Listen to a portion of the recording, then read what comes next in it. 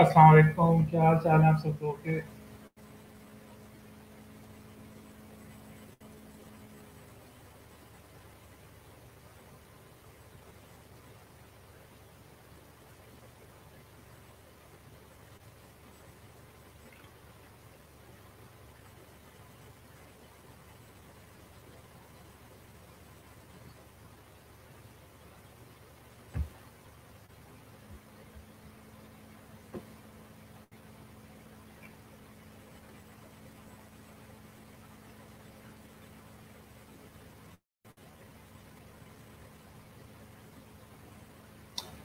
अस्सलाम वालेकुम।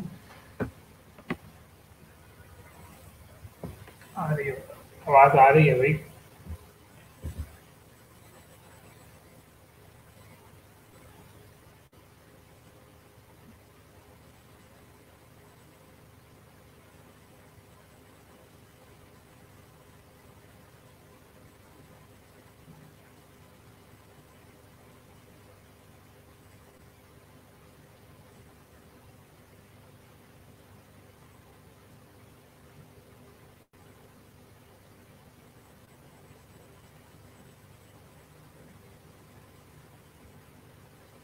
और आप लोगों का वीकेंड कैसा रहा? आप लोगों ने वीकेंड पे क्या क्या किया?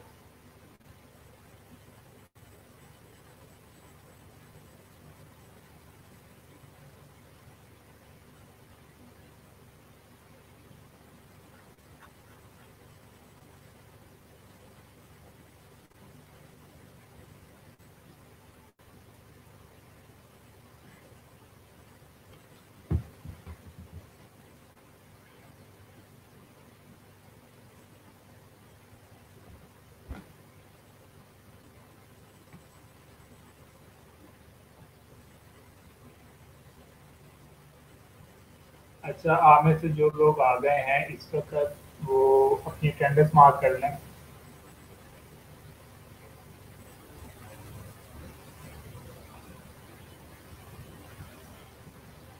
कौन सी डोमेन नेम परचेज की, ज़रा मैसेज करके बताएं।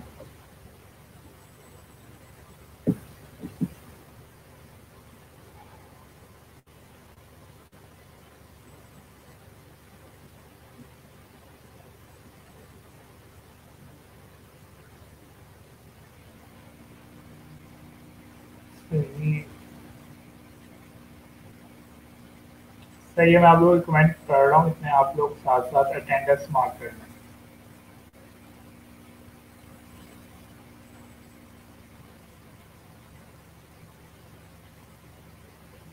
हाँ जी, साजिद नज़ीर, आपको क्या हुआ है जो डॉक्टर ऑपरेट करने आए हैं?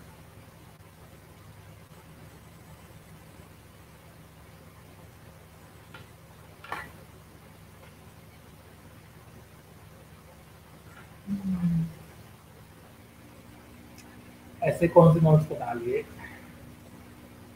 कुछ पढ़ रहे हैं आप साथ साथ एग्जाम के साथ जो नोट्स बना रहे हैं, या इसी ई रोजगार के नोट्स बना रहे हैं?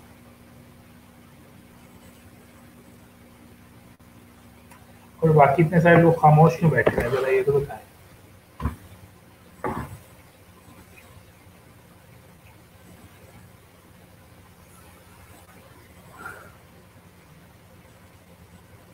एनीवेज, आज हम लोग वर्डप्रेस के कुछ प्लगइन्स पढ़ेंगे।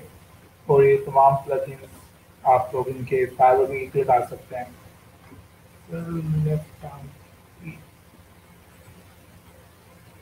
अच्छा, कब का फ्रैक्चर हुआ है और कैसे फ्रैक्चर हुआ ये भी बताएं। युज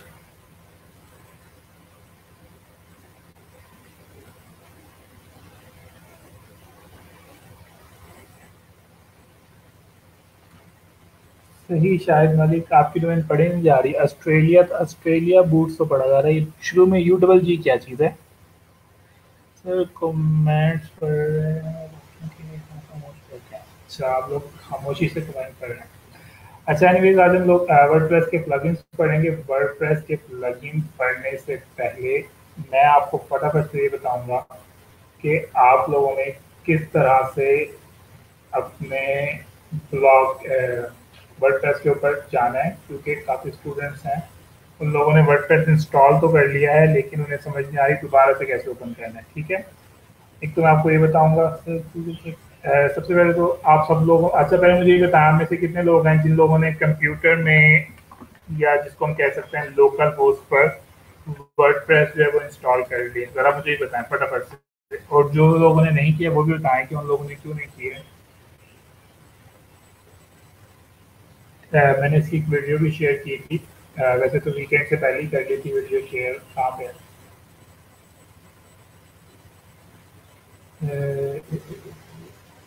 जैसे कि ये वाली वीडियो शेयर की थी। फटाफट से बताएं कितने लोगों ने इसको इंस्टॉल कर लिया है, और जिन लोगों ने नहीं किया फिर उन लोगों ने क्यों नहीं किया।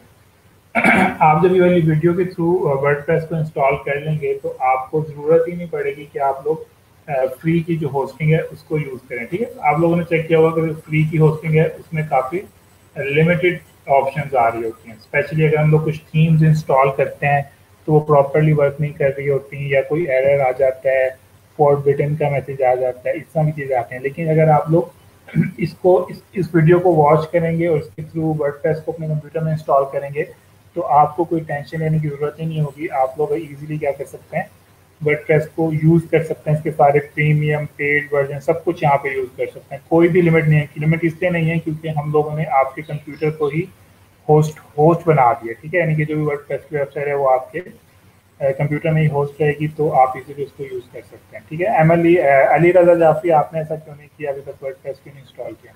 अच्छा, वर्डप्रेस की वीडियो तो इसमें कैसे इंस्टॉल करते हैं? कुछ स्टूडेंट फॉर एग्जांपल यहाँ पे कुछ स्टूडेंट कमेंट कर रहे थे कि वर्डप्रेस इंस्टॉल कर लिया, यूज़ कर लिया, उसके बाद आपने कंप्यूटर शट डाउन करके दोबारा चलाया, तो दोबारा से वर्डप्रेस किस तरह से यूज़ करना है? तो पहले मैं आपको वो बता दूँ कि आप दोबारा से वर्डप्रेस किस तरह से यूज़ कर सकते हैं।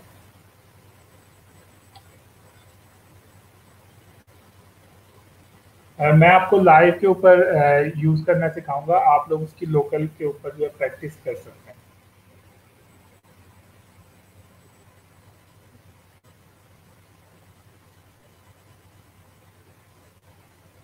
अच्छा, इसके अलावा एक और भी बात बताऊँ, मैंने यहाँ पे नोट किया कुछ स्टूडेंट्स, फॉर एग्जांपल अमीर अहमद शेख, अगर आपके पास यहाँ पे कोई मैसेज लिखा हुआ आ रहा है तो आप इजीली क्या करें, आप यहाँ पे क्वेश्चन करने से पहले आप इस जो आपके पास यहाँ पे रेड कलर के अंदर एरर लिखे हुए आ रहे हैं ना, अगर आप इनको गूगल कर लेंगे तो आपको ऑटोमेटिकली सोल्यूशन मिल जाएगा उसका। बहुत इजीली सोल्यूशन मिल जाएगा। तो आप इस तरह से कर सकते हैं। ये बेसिक चीज़ है, इसको ज़रूर ट्राई करें। कि ज़रूरी नहीं है कि आप दूसरों के ऊपर हमेशा इंडिपेंडेंट रहें, पूछे ये कैसे होगा, ये कैसे होगा। ज़्यादा बेहतर ये नहीं है कि हम एक बार खुद से गूगल करके ट्राई कर लें।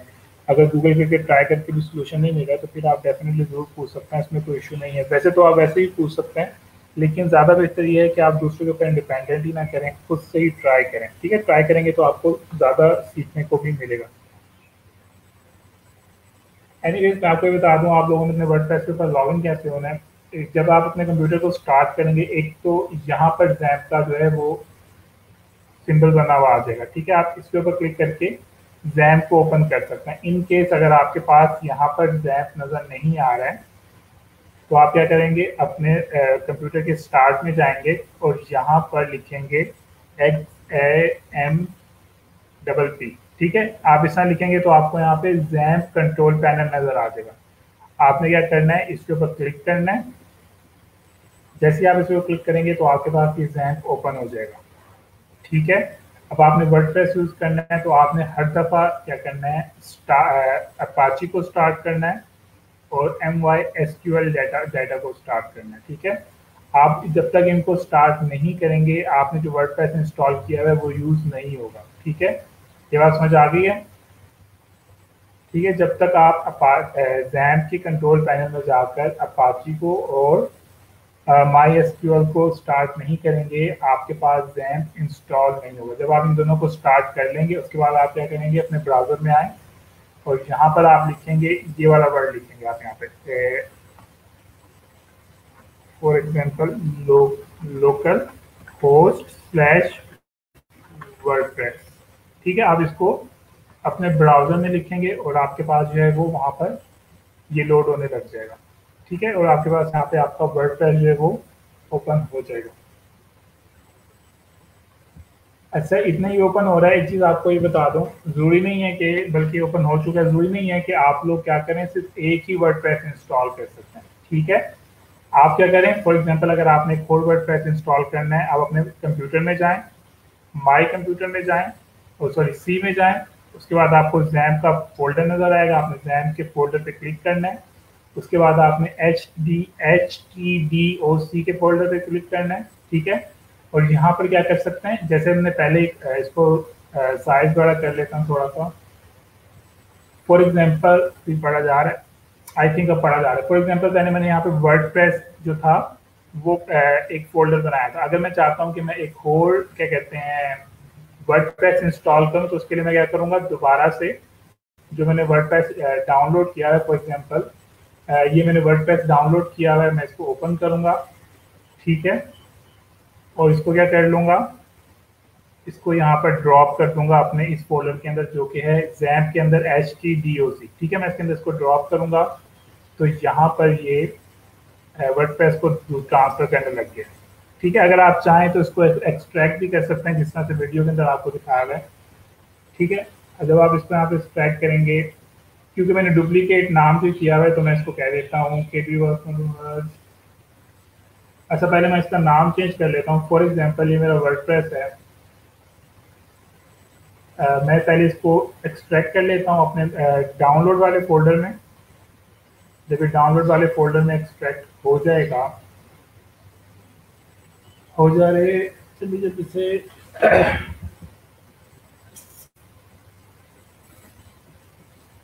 ठीक है, जब यहाँ पर ये डाउनलोड हो जाएगा, तो मैं क्या करूँगा, मैंने वर्डप्रेस को यहाँ पे एक्सट्रैक्ट किया, मैं इसका रीनेम करूँगा। फॉर एग्जाम्पल इसका नाम मैं रख लेता हूँ, टेस्ट के नाम से रख लेता हूँ। ठीक है, फिर मैं इसको यहाँ से कट करके इस जगह पे जाऊँगा, दोबारा से जाता हूँ माई कंप्यूटर, सी के अंदर, जैम्प के अंदर, HTDocs के अंदर, और यहाँ पे इसको पेस्ट कर दूंगा। ठीक है, मैंने टेस्ट के नाम से भी रखा हुआ है, तो इसका नाम मैं रख लेता हूँ 1 2 3, क्योंकि मैंने टेस्ट के नाम से एक फोल्डर बनाया हुआ है। तो मैं यहाँ पे कॉपी पेस्ट कर दूंगा। ठीक है, तो ये क्या हो गया, मेरा एक और वर्डप्रेस का जो पोस्टर है वो यहाँ पर आना शुरू हो जाएगा। ठीक है, ये यहाँ पे हमारे पास आना शुरू हो गया है फोल्डर। तो अब मैंने क्या करना है, मैंने इसको इंस्टॉल करना है। तो आप लोगों को याद होगा, हम इंस्टॉल करने के लिए क्या करते हैं, लोकल होस्ट पे जाते हैं। ठीक है, हम लोकल होस्ट पे आने के बाद यहाँ पर PHP एडमिन के ऊपर आते हैं। PHP एडमिन होने के बाद ये मैं आपको सेकेंड वर्डप्रेस इंस्टॉल करना सिखा रहा हूँ, ताकि आप मजीद इंस्टॉल कर सकें। ठीक है, उसके बाद हम लोग लेफ्ट में से न्यू के ऊपर क्लिक करेंगे।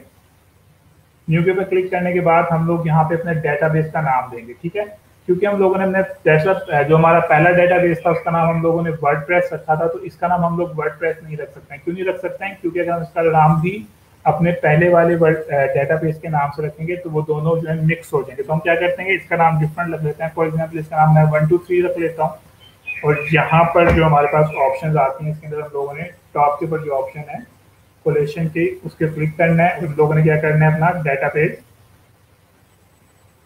इंस्टॉल कर लेना। ये हमारा डेटाबेस इंस्टॉल क्रिएट हो गया। हम लोग, अब मैंने नया वर्डप्रेस जो बनाया था उसका क्या नाम रखा था, 1 2 3 बनाया था। ठीक है, तो मैं क्या करूंगा, इसको यहाँ पे एंटर करूंगा, और यहाँ पर जब ये एंटर हो जाएगा, तो मैंने यहाँ पे इसको इंग्लिश लैंग्वेज सेलेक्ट करने के बाद कंटिन्यू करना है, तो ऊपर क्लिक करना है। मेरे डेटाबेस का नाम कोई बताएगा क्या रखा था मैंने अपने डेटाबेस का नाम, कमेंट के अंदर कोई बताएगा डेटाबेस का नाम क्या रखा था मैंने।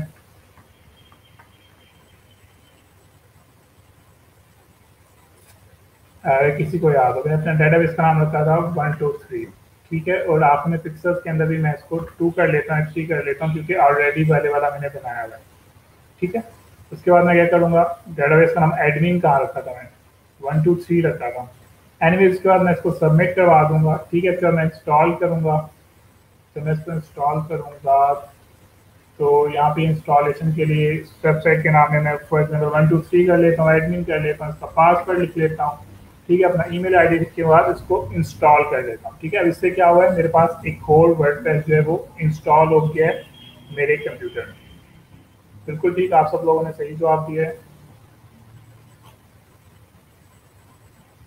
और ये हमारे पास वर्डप्रेस इंस्टॉलेशन शुरू हो गया। इससे क्या होगा, इससे मेरा एक और वर्डप्रेस जो है वो क्रिएट हो गया। ठीक है, पहले वाला जो मेरा वर्डप्रेस था वो क्या था, लोकल होस्ट डॉट वर्डप्रेस के नाम से था, और जो मेरा सेकंड वाला बना है वो लोकल होस्ट 123 के नाम से बना है। ठीक है, इस तरह से आप क्या कर सकते हैं, मुख्तलिफ वर्डप्रेस क्रिएट कर सकते हैं अगर आपने फ्यूचर के अंदर करना है प्रैक्टिस के लिए। या ऐसा भी हो सकता है कि आप इसके ऊपर प्रैक्टिस कर लेते हैं, कोई इसके अंदर वायरस कोई एरर आ गया जिसकी वजह से पूरी वेबसाइट जो है वो डैमेज हो गई है, तो आप क्या कर सकते हैं, नया वर्डप्रेस इस तरह से यूज कर सकते हैं। इसी तरह जब आप अपना वर्डप्रेस सारा यूज कर लेंगे तो उसके बाद आपने क्या करना है, अब आप अपने कंप्यूटर को बंद करने वाले हैं, तो आप क्या करेंगे, अपने जैम को स्टॉप करेंगे, जो आप एमसीक्यूएल को स्टॉप करेंगे और अपाची को स्टॉप करेंगे, और इस तरह से आप ये सारा काम कर सकते हैं। ठीक है, बात समझ आ गई आप सब लोगों को कि आप किस तरह से सारा का सारा काम कर सकते हैं।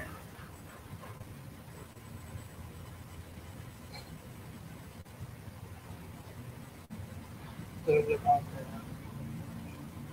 आप नोटिफिकेशन के ऊपर क्लिक करेंगे तो आपको नोटिफिकेशन आएगा, यहाँ पे जाएं और यहाँ पर नोटिफिकेशन के ऊपर क्लिक आता है मैनेज नोटिफिकेशन, और यहाँ से मैनेज कर लें ग्रुप के जो नोटिफिकेशन है। एनीवेज, और आपको नोटिफिकेशन आने की जरूरत भी नहीं है क्योंकि हमारी क्लास जो है वो हर दिन पूरे 11 बजे शुरू हो जाती है, तो नोटिफिकेशन आए या ना आए आपने क्लास को टाइम के ऊपर ज्वाइन कर लेना।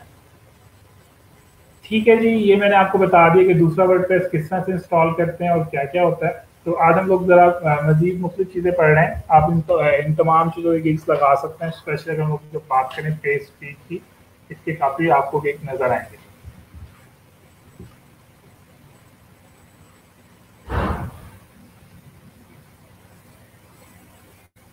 सर, जब वर्डप्रेस लॉगिन के बाद मेल आई, वो यूज़ कौन सी ईमेल आई, आपको कोई ईमेल नहीं आएगी जब आप क्या कहते हैं इस तरह से जैसे मैंने आपको करके दिखाया उसको यूज करेंगे, उसमें आपको कोई ईमेल नहीं आएगी।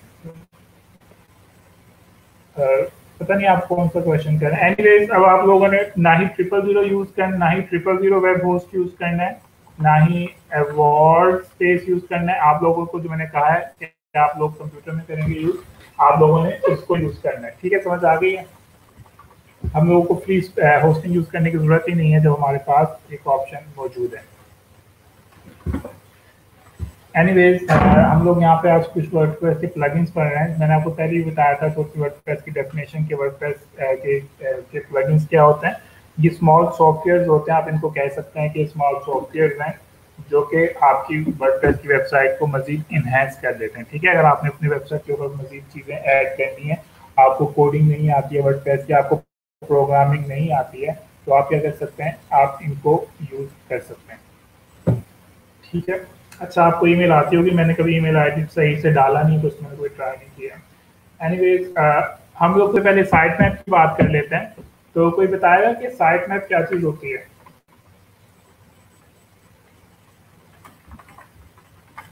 कोई बताएगा, किसी को याद है साइट मैप ये होता है, कहाँ होता है? किसी के अगर याद हो। सर, लोकल होस्ट क्लिक करने से, आपने लोकल होस्ट क्लिक नहीं करना है भाई, आपने अपने वर्डप्रेस की लोकेशन में जाना है। लोकल होस्ट स्लैश आपने जहां पर वर्डप्रेस इंस्टॉल किया है, आपने उसका नाम यहाँ पर लिखना है, खाली लोकल होस्ट के ऊपर क्लिक नहीं करना है। और अगर आपके पास लोकल होस्ट ओपन नहीं हो रहा है तो इसका मतलब यह है कि आपने जैम्प को एक्टिव नहीं किया हुआ है, और आपने दोबारा से लेक्चर शुरू से देखना है ताकि आपको पता चले कि जैम्प किस तरह से एक्टिव होता है। जैम्प क्या चीज़ है? XAMPP टीम्स को हम जैम्प करते हैं। ठीक है, अगर किसी को समझ ना आ रहा हो ये जैम्प क्या चीज़ है, तो इस सॉफ्टवेयर को हम जैम्प करते हैं। ठीक है, साइट मैप क्या होता है? साइट मैप आपकी वेबसाइट का एक ऐसा पेज होता है जिसके अंदर आपकी वेबसाइट के जितने भी पेजेस हैं उसके लिंक मैच होता है। बिल्कुल ठीक, यहाँ पे जवाब आ रहे हैं। वेबसाइट का फैमिली ट्री होता है, वेबसाइट का स्ट्रेच होता है, बिल्कुल ठीक। आप सब लोग जो हैं बिल्कुल ठीक जवाब दे रहे हैं। ठीक है, तो हम लोगों के वेबसाइट के ऊपर फॉर एग्जांपल अगर 10,000 पेजेस हैं तो 10,000 पेजेस एक 1 बाय 1 जो है गूगल के ऊपर सबमिट करवाना काफ़ी ज़्यादा टाइम हो सकता है। तो हम क्या करते हैं, हम एक साइट मैप क्रिएट कर लेते हैं और उसके अंदर क्या करते हैं, जब हमारी साइट मैप के अंदर ये 10,000 के 10,000 पेजेस होंगे तो हमें क्या करना पड़ेगा, हमें 10,000 पेजेस इंडिविजुअली गूगल के अंदर सबमिट नहीं करवाने पड़ेंगे, बल्कि हम क्या करेंगे, हम अपने साइट मैप को ही सबमिट करवा लेंगे और जो गूगल का रिपोर्ट है वो साइट मैप में से ही तमाम के तमाम लिंक्स हैं वो उनको एक्सट्रैक्ट करके सर्च इंजन के ऊपर सबमिट इंडेक्स कर देगा। ठीक है, तो हम लोगों ने उसके ऊपर तो पढ़ लिया था कि ब्लॉगर के ऊपर के साइट मैप कैसे मिलता है हमें, बट ब्लॉगर के ऊपर जो होता है वो जो है साइट मैप जो है वो ऑटोमेटिकली क्रिएटेड होता है। ठीक है, वो गूगल ने ऑटोमेटिकली क्रिएट किया था, लेकिन वर्डप्रेस के ऊपर हमें क्या करना पड़ेगा, हमें साइट मैप का प्लगइन इंस्टॉल करना पड़ेगा। तो साइट मैप के प्लगइन्स बहुत सारे हैं। अगर आप क्या कहते हैं, फॉर एग्जांपल मैं सबसे पहले मैं अपने वर्डप्रेस के ऊपर लॉगिन हो गया हूँ, उसके बाद मैं क्या किया हूँ, प्लगइन के ऊपर क्लिक करूंगा, ऐड न्यू के ऊपर क्लिक करूंगा।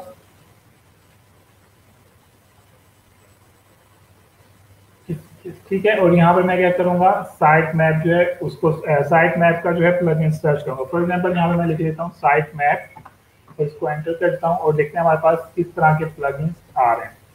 ठीक है, यहाँ पे आपको काफी सारे प्लगइन्स नजर आएंगे साइट मैप के, तो मैं आपको सजेस्ट करूंगा कि आप ये वाला प्लगइन जो है इसको इंस्टॉल करें। ठीक है, इसको मैं इंस्टॉल करने के लिए क्यों कह रहा हूँ, जिस तरह से आप लोग फॉर एग्जांपल मोबाइल के ऊपर जब एप्लीकेशन इंस्टॉल करते हैं तो आप देखते होंगे कि हर मोबाइल के एप्लीकेशन के साथ नंबर ऑफ रिव्यूज लिखे होते हैं। ठीक है, तो जब हम लोग साइट मैप के प्लगइन का नाम को सर्च करें तो ये वाला प्लगइन जो है इसके सबसे ज्यादा पॉजिटिव रिव्यूज हैं और ये 5 स्टार है। ठीक है, तो इसको कितने लोगों ने इंस्टॉल किया हुआ है, 2 मिलियन प्लस लोगों ने इसको इंस्टॉल किया हुआ है। ठीक है, तो मैं क्या करूंगा, मैं इस बेस के ऊपर इस प्लगइन को चूज कर रहा हूँ। अगर मैं चाहूँ तो दूसरों को भी कर सकता हूँ, मैं इसको भी यूज कर सकता हूँ, इसमें कोई इशू नहीं है। मैं फॉर एग्जाम्पल इस वाले को भी यूज कर सकता हूँ। ठीक है, काफी सारी ऑप्शन हैं, मैं इसको इसलिए यूज कर रहा हूँ क्योंकि इसके 2 मिलियन से ज्यादा इसको लोगों ने एक्टिव किया है अपनी वेबसाइट में, इसकी 5 स्टार रेटिंग है, तो इसका मतलब है कि ये एक अच्छा प्लगइन है जिसके अंदर कोई एरर वायरर नहीं आएगा। ठीक है, फैसल सईद, मैं आपके कमेंट पढ़ रहा हूँ। एनीवेज हम लोग वापस आते हैं, इसको मैं इंस्टॉल के ऊपर क्लिक करूंगा और इंस्टॉल के बाद मैंने इसको एक्टिव करना है। आप में से कोई स्टूडेंट था वो जो था बस इंस्टॉल करके उन्होंने बस प्लगइन को छोड़ा हुआ था, तो जब तक आप एक्टिव के ऊपर क्लिक नहीं करेंगे ये वाला प्लगइन जो है वो इंस्टॉल नहीं होगा। ठीक है, मैंने इसको एक्टिव किया और जैसे ही मैंने इसको यहाँ पे एक्टिव किया मेरे पास साइट मैप का जो प्लगइन है वो मेरे वर्डप्रेस के अंदर इंस्टॉल हो गया। ठीक है, तो मैं क्या करूंगा, सेटिंग में जाऊंगा। अच्छा, आप जो भी प्लगइन इंस्टॉल करते हैं ना वो लेफ्ट साइड के अंदर कहीं ना कहीं आ रहा होता है। ठीक है, जैसे हम लोगों ने एलिमेंटर किया था तो एलिमेंटर आ रहा है, थीम की थी तो थीम आ रही है, हम लोगों ने यूज किया था तो यूज आ रहा है। इसी तरह मुझे यहाँ पे अपना साइट मैप का प्लगइन ढूंढना है। मुझे यहाँ पे कहीं पे भी साइट मैप का प्लगइन नजर नहीं आ रहा है, तो आमतौर पे वो वाले प्लगइन कहाँ पे चले जाते हैं, वो सेटिंग्स में चले जाते हैं। जब मैं सेटिंग्स में जा रहा हूँ तो सबसे आखिर में जो मेरे पास एक नई ऑप्शन आई है वो क्या आई है, XML साइट मैप, जो कि मैंने अभी भी इंस्टॉल किया। मैं इसके ऊपर क्लिक करूंगा,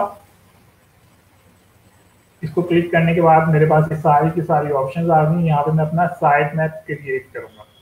ठीक है, आमतौर पे जो यहाँ पे ऑलरेडी सेटिंग हुई भी हैं, ये तमाम की तमाम सेटिंग्स जो है वो ऑलरेडी बेहतरीन हुई भी हैं। ठीक है, अच्छा एक चीज़ आपको ये बता दूं कि ये जो मैंने पेज ओपन किया है इसको मैंने ज़रा जूम इन किया ताकि आपको सही नज़र आए।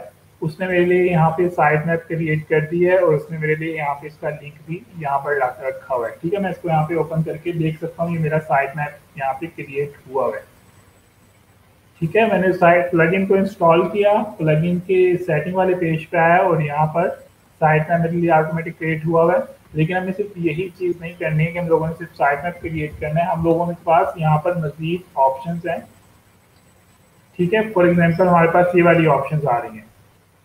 ये वाली ऑप्शन हम लोग कहाँ पे यूज कर सकते हैं, ये वाली ऑप्शन हम लोग सर्च इंजन को डुप्लीकेट्स वगैरह जो चीजें हैं उनको रिमूव करने के लिए कर सकते हैं। फॉर एग्जांपल ये प्लगइन हमें ऑप्शंस दे रहा है, वो पूछ रहा है कि आपने अपने साइट मैप के अंदर कौन कौन सी चीज़ों को इंक्लूड करना है। ठीक है, तो हमने उसको बता दिया है कि आप हमारे होम पेज को इंक्लूड कर लो, हमारी जितनी पोस्ट हैं उनको इंक्लूड कर लो, हमारे जो स्टैटिक पेजेस हैं जैसे अबाउट अस, कॉन्टैक्ट अस, उसको भी आप क्या कर लो, इंक्लूड कर लो। यहाँ पे हम लोग कैटेगरीज को क्यों नहीं इंक्लूड कर रहे हैं, कोई बताएगा कैटेगरीज को हम लोग क्यों नहीं इंक्लूड कर रहे हैं, या ऑथर पेज को क्यों नहीं इंक्लूड कर रहे हैं, या टैग्स को हम लोग क्यों नहीं कर रहे हैं, या टैग्स को हम लोग क्यों नहीं कर रहे हैं, कोई मुझे बताना पसंद करेगा कि हम लोग इन चीज़ों को क्यों नहीं कर रहे हैं, कैटेगरी को, चार्ज को, ऑथर पेज को या टैग पेजेस को, हम इन चीज़ों को क्यों इंक्लूड नहीं कर रहे हैं, अगर कोई बताना चाहे तो। ठीक है, ये हमारे साइट मैप की ऑप्शंस हैं। वो हमसे पूछ रहा है कि आपने अपने साइट मैप के अंदर कौन कौन सी ऑप्शन, कौन कौन से पेजेस को या किस किस तरह के पेजेस को आपने अपने साइट मैप के अंदर इंक्लूड करना है। तो मैं यहाँ पे कैटेगरीज, आर्काइव, ऑथर पेजेस और टैग पेजेस को क्यों इंक्लूड नहीं कर रहा हूँ? मैं इसलिए इंक्लूड नहीं कर रहा हूँ क्योंकि मुझे पता है कि मेरी जो एक पोस्ट है वो एक कैटेगरी में भी जाती है, वर्ड चार्ट के पेजेस में भी चली जाएगी, ऑथर के पेजेस में भी ऑटोमेटिक चल जाएगी, और उस पेज के, उस पोस्ट के जितने भी टैग्स हैं, फॉर एग्जांपल मैंने अपनी पोस्ट के अंदर 10 टैग्स डाले हैं, आप इसको लेबल भी कह सकते हैं, उसमें भी डालूंगा तो उसमें भी चली जाएगी। तो ऑटोमेटिकली जो है मेरी पेज पोस्ट है वो डुप्लीकेट हो सकते हैं। ठीक है, तो इसको रिमूव करने के लिए मैं सिर्फ इन तीन चीज़ों को ओपन कर रहा हूँ, इन तीन चीज़ों को मैं क्या कर रहा हूँ, इंक्लूड कर रहा हूँ। ठीक है, उसके बाद हमारे पास यहाँ पे ऑप्शन है कि इंक्लूड लार्ज नोटिफिकेशन टाइम। आप लोगों ने नोट किया होगा कि आप लोगों के बिल्कुल सही जवाब आ रहे हैं मेरे पास, मैंने यहाँ पे आप लोगों के जवाब भी पढ़ रहा हूँ। ठीक है, एनीवेज उसके बाद हमारे पास क्या है, इंक्लूड लार्ज नोटिफिकेशन टाइम। आप लोगों ने नोट किया होगा गूगल के ऊपर जब हम लोग जाते हैं, गूगल के ऊपर कुछ, फॉर एग्जांपल यहाँ पे मैं सर्च करूँ टॉप 10 लैपटॉप्स फॉर गेमिंग, आप लोगों ने नोट किया होगा कि हम लोग जब गूगल के ऊपर जाते हैं, ठीक है, जैसे कि गूगल के ऊपर मैंने एक कीवर्ड सर्च किया है, तो आप लोगों ने कभी नोट किया है कि यहाँ पे टाइम भी लिखा होता है कि ये पोस्ट आखिरी दिन किस वक्त अपडेट हुई थी। हो सकता है ये वाली जो पोस्ट है ये जनवरी के अंदर लिखी गई हो। ठीक है, जैसे कि अगर हम लोग इस पोस्ट की बात करें, हो सकता है कि ये वाली जो पोस्ट है बेस्ट लैब गेमिंग लैपटॉप, या अगर हम लोग इसकी बात कर लें, हो सकता है ये वाली पोस्ट जो है ये जनवरी के अंदर लिखी गई हो। ठीक है, लेकिन अगर आप लोग यहाँ पर देखें तो आपको यहाँ पर जो लास्ट नोटिफिकेशन की ऑप्शन है वो नजर आ रही है, यानी कि इस आर्टिकल को कब आखिरी दफा मॉडिफाई किया गया था। ठीक है, तो अगर आपने ये चीज़ भी शो करानी है तो आप लोग इस वाली ऑप्शन को चूज कर सकते हैं। इस तरह से क्या, इससे क्या फ़ायदा होगा, इससे सर्च इंजन को भी पता चल जाएगा कि आप अपनी पोस्ट को टाइमली बेसिस के ऊपर अपडेट कर रहे हैं। सर्च इंजन के पास एक अच्छा जो है ना वो मैसेज जाएगा, सर्च इंजन को लगेगा कि आपने अपनी पोस्ट को मॉडिफाई किया है, आपको लगा कि इसमें कोई मजीद इन्फॉर्मेशन डालनी चाहिए तो आपने इसको मॉडिफाई कर लिया। ठीक है, तो ये सर्च इंजन के पास एक अच्छा मैसेज जाएगा, तो आप इस चीज़ को यहाँ से इंक्लूड कर सकते हैं। उसके बाद हम लोग आते हैं, अगर आपने मुख्तलिफ कैटेगरीज को इंक्लूड करना है तो यहाँ पे ऑप्शन है, हम लोगों ने कोई कैटेगरी भी क्रिएट नहीं किया, वो आपको क्रिएट करके दिखाता हूँ। ठीक है, अच्छा जी, उसके बाद यहाँ पे बात हो रही है कि हमसे जो है हमारा साइट मैप वाली ऑप्शन भी पूछ रही है कि आपका जो होम पेज है, पोस्ट है, स्टैटिक पेज है, कैटेगरीज है, वगैरह वगैरह मुख्तलिफ चीज़ें हैं, इसको वो कितनी दफ़ा, इसको कितने टाइम के बाद आपको जो है साइट मैप के पेज को अपडेट करे। ठीक है, फॉर एग्जांपल फिर से रिपीट करता हूँ, फॉर एग्जांपल ये मैंने भी अभी भी आपके सामने साइट मैप क्रिएट किया है ना। ठीक है, अब ये साइट मैप क्रिएट हो गया है। ठीक है, यहाँ पे टाइम भी लिखा है कि ये आखिरी दफ़ा कब क्रिएट हुआ था। ठीक है, अब यहाँ पर सवाल है, ये हमसे मजीद हमसे ऑप्शन मांग रहा है कि आपने जो साइट मैप क्रिएट किया है कि इसको कितने दिनों के बाद इसको अपडेट करना है। अगर आपने हर मुख्तलिफ पेजेस की अलग अलग अपडेट लगानी तो यहाँ पे लगाएं। तो मुझे ये बताएं कि क्या मुझे होम पेज डेली अपडेट करना है, होम पेज का साइट मैप डेली अपडेट करना चाहिए या नहीं करना चाहिए। फॉर एग्जांपल अगर आप अपने पेज के ऊपर महीने में सिर्फ 4 पोस्ट कर रहे हैं, चलो अच्छा आप क्या कर रहे हो अपने पेज के ऊपर वीक के अंदर सिर्फ 1 पोस्ट कर रहे हो, तो मुझे यहाँ पे होम पेज डेली करना चाहिए या क्या ऑप्शन करनी चाहिए इसमें से, और क्यों करनी चाहिए, सबसे ज़्यादा इम्पोर्टेंट ये क्यों करनी चाहिए।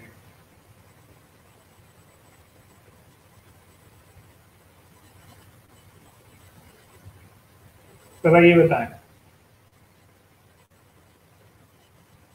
या मैं दोबारा से रिपीट करता हूँ, ये हमारे पास ऑप्शन है, ये हमारे पास यहाँ पे ऑप्शन है, वो हमसे पूछ रहा है कि आपने जो साइट मैप बनाया है, इस साइट मैप में आपकी जो गूगल के रिपोर्ट्स हैं वो आपकी वेबसाइट के स्पेसिफिक पेजेस के ऊपर कितने दिन बाद आने चाहिए, ज़रा ये बताएं।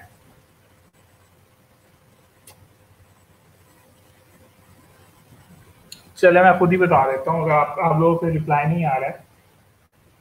वीकली साजिद नजीर ने लिखा है, बिल्कुल ठीक, वीकली हम लोग इसलिए कर रहे हैं जब हमारी वेबसाइट का होम पेज ही फॉर एग्जांपल वीक के बाद अपडेट होगा तो हम फालतू में सर्च के रिपोर्ट्स को डेली बेसिस के ऊपर क्यों बुलाएं।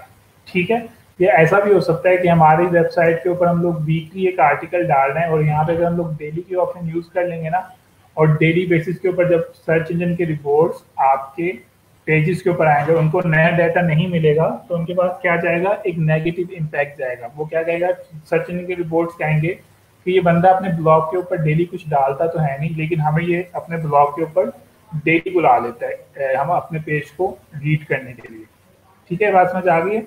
तो आपने ये वाली सेटिंग अकॉर्डिंगली यहाँ पे यूज करनी है। होम पेज को हम लोग डेली इसलिए कर रहे होते हैं आमतौर पे, क्योंकि हम लोग जो भी पोस्ट क्रिएट करते हैं वो उसका इम्पैक्ट सबसे पहले होम पेज के ऊपर जा रहा होता है। ठीक है, तो आपने ये उसके अकॉर्डिंगली इन सब तमाम की तमाम चीज़ों को सेटिंग करनी है।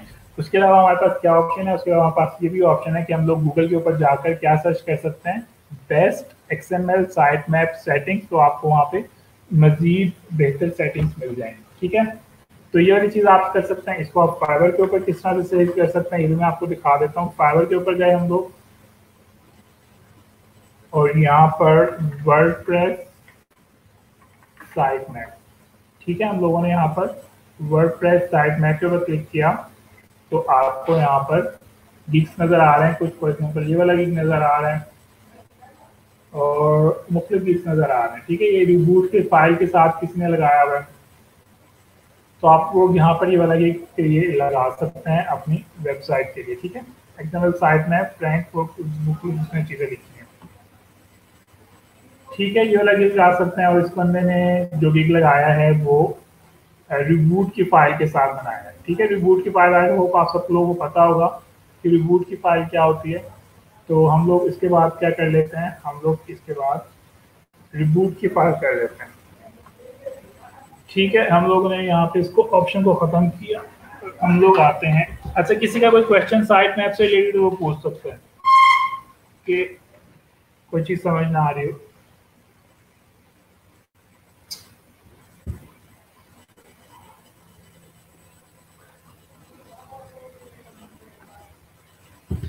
इतने में आप लोग अपने क्वेश्चन सोचें, मैं आपको रिबूट की फाइल का ही बता देता हूँ। अगर हम लोग चाहते हैं कि हमारे पास जो हमारी फाइल है, सॉरी हमारी जो वर्डप्रेस की वेबसाइट है, इसके अंदर हम लोग रिबूट की फाइल को एडिट करें, तो उसके लिए हम लोग क्या करेंगे, प्लगइन्स में जाएंगे, ऐड न्यू प्लगइन में जाएंगे। ठीक है, उसके बाद यहाँ पे हम लोग सर्च करेंगे reboot.txt, हम लोग इसके यहाँ पे सर्च करेंगे और हमारे पास यहाँ पर रिबूट क्रिएट करने की भी ऑप्शन आ जाएगी। ठीक है, जैसे कि हमारे पास ये वाली ऑप्शन आ रही है, हम लोग इसको इंस्टॉल कर लेते हैं। उसके बाद हम लोग इसको एक्टिव कर लेते हैं। रिबूट एक ऐसी फाइल होती है आपकी वेबसाइट के अंदर जो कि हम जिससे जो हम लोग यूज़ करते हैं सर्च इंजन के जो रिबूट्स हैं उनसे बात करने के लिए। ठीक है, फिर से क्लिक कर रहा हूँ। आपको पता होगा कि हम लोग सर्च इंजन के ऊपर हमारी जो वेबसाइट जाती है उसको आम ह्यूमंस रीड नहीं करते हैं गूगल के, बल्कि गूगल के जो रिबूट्स हैं वो रीड करते हैं। ठीक है, तो अगर हम लोगों ने कोई मैसेज रिबूट्स को सेंड करना है तो उसके लिए हम लोग जो है वो रिबूट्स की जो फाइल है उसके अंदर मैसेज लिखकर रिबूट्स को सेंड करेंगे, उसको रीड करेंगे, फिर इसके जो उधर हम लोगों ने टर्म्स लिखे हैं उसको फॉलो करेंगे। ठीक है, तो मैंने भी रिबूट का प्लगइन इंस्टॉल किया है। सेटिंग में जाता हूँ और यहाँ पर मैंने जो रिबूट का प्लगइन इंस्टॉल किया था उसकी ऑप्शन यहाँ पर आई हुई है। ठीक है, और यहाँ पर भी मैं क्या कर सकता हूँ, रिबूट की फाइल को एडिट कर सकता हूँ। ठीक है, इसका मैंने ख्याल से 2 वीक पहले मैंने लेक्चर दिया था, आप लोग उसके ऊपर जाकर मजीद देख सकते हैं कि इसके अंदर जो कमांड लिखी हुई है इनका क्या क्या मकसद है। ठीक है, तो आप इस तरह से कर सकते हैं। अच्छा, ये तो थी हमारी रिबूट की फाइल अगर आप लोग वर्डप्रेस के ऊपर प्लगइन से कर रहे हैं। अगर आप लोगों ने मैन्युअली करनी है तो आप लोगों ने क्या करना है, आप लोगों ने अपने चलें अच्छा इतनी काफ़ी, आप लोग इसको प्लगइन के जरिए करें। ठीक है, हम लोग मैन्युअली जो है बाद में किसी दिन करेंगे, वो थोड़ा डिफिकल्ट हो सकता है। ठीक है, तो यहाँ पे आप लोग अपनी रिबूट की फाइल को एडिट कर सकते हैं, जैसे आप चाहेंगे उस तरह से आप इसको यहाँ पे एडिट कर सकते हैं। और रिबूट की फाइल के अंदर कौन कौन सी कमांड होती हैं वो हम लोगों ने पहले के लेक्चर के अंदर डिस्कस की हुई है। ठीक है, उसके बाद हम लोग आ जाते हैं रीडायरेक्ट 301। ठीक है, ये एक इंपॉर्टेंट चीज़ है और आपके पास रीडायरेक्ट 301 के जहाँ तक मुझे याद है बहुत लिमिटेड से क्या कहते हैं पेजेस के रेट हुए हैं। रिबूट इस फाइल का क्या मकसद है, 301 क्या चीज़ होती है पहले मैं आपको ये बता दूँ। रीडायरेक्ट 301 ये होती है, 301 से पहले मैं ये बता दूं, आप लोगों ने देखे, आप लोग गूगल के ऊपर कभी कोई वेबसाइट ओपन करते हैं तो वहां पे कोई एरर आ जाता है। फॉर एग्जांपल एरर आता है एरर 404 या एरर 503, इस तरह से कुछ एरर्स आ रहे होते हैं। ठीक है, उन एरर्स को कैसे ठीक करेंगे? उन एरर्स को ठीक करने के लिए हम आमतौर पे रिट्रैक्ट 301 करते हैं। 301 को समझाने के लिए मैं क्या करूं, मैं ऐसा लिखता हूं। फॉर एग्जाम्पल ये देखें, ये मेरी वेबसाइट है। ठीक है, ये क्या है? ये मेरी वेबसाइट है वर्डप्रेस की, जो आपके सामने क्रिएट की थी। इसके ऊपर टॉप के ऊपर आपको आवर क्लिनिक की ऑप्शन नजर आ रही है। ठीक है, ये वाला पेज जो है उससे क्या हो जाता है, ओपन हो जाता है।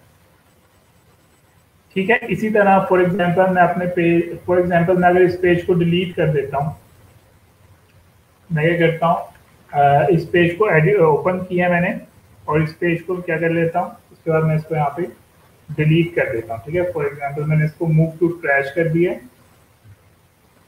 अब क्या है, यहाँ पे ये पेज जो है रिमूव हो गया। क्या ख्याल है, ये पेज क्या हो गया, रिमूव हो गया। और यहाँ पे मैसेज दिखा रहा है कि ये वाला पेज जो एग्जिस्ट ही नहीं करता है। जो पेज आप देख रहे हो ये रिमूव हो गया, ये आप जिस पेज को ढूंढ रहे हो ये एग्जिस्ट नहीं करता। ये बात समझ आ गई? पहले मुझे यहाँ तक बताएं, ये तो इंपॉर्टेंट चीज़ है, अगर आपको समझ में आए तो आप मुझसे बार बार पूछ सकते हैं। ठीक है, पहले यहाँ पे मेरे पास क्या पेज था, मेरे पास यहाँ पे पेज था आवर क्लिनिक का।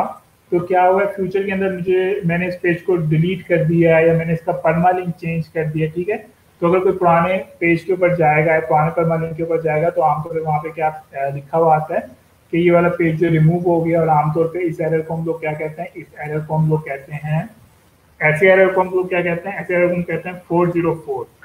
ठीक है, 404 का क्या मतलब है? 404 का मतलब ये है कि पहले इस जगह पे एक वेबसाइट का पेज था, लेकिन अब वो पेज जो है वो रिमूव हो गया है। ठीक है, अब सपोज करें कि ये वाला जो पेज है जो रिमूव हो गया है, अगर ये सर्च इंजन के ऊपर इंडेक्स होगा।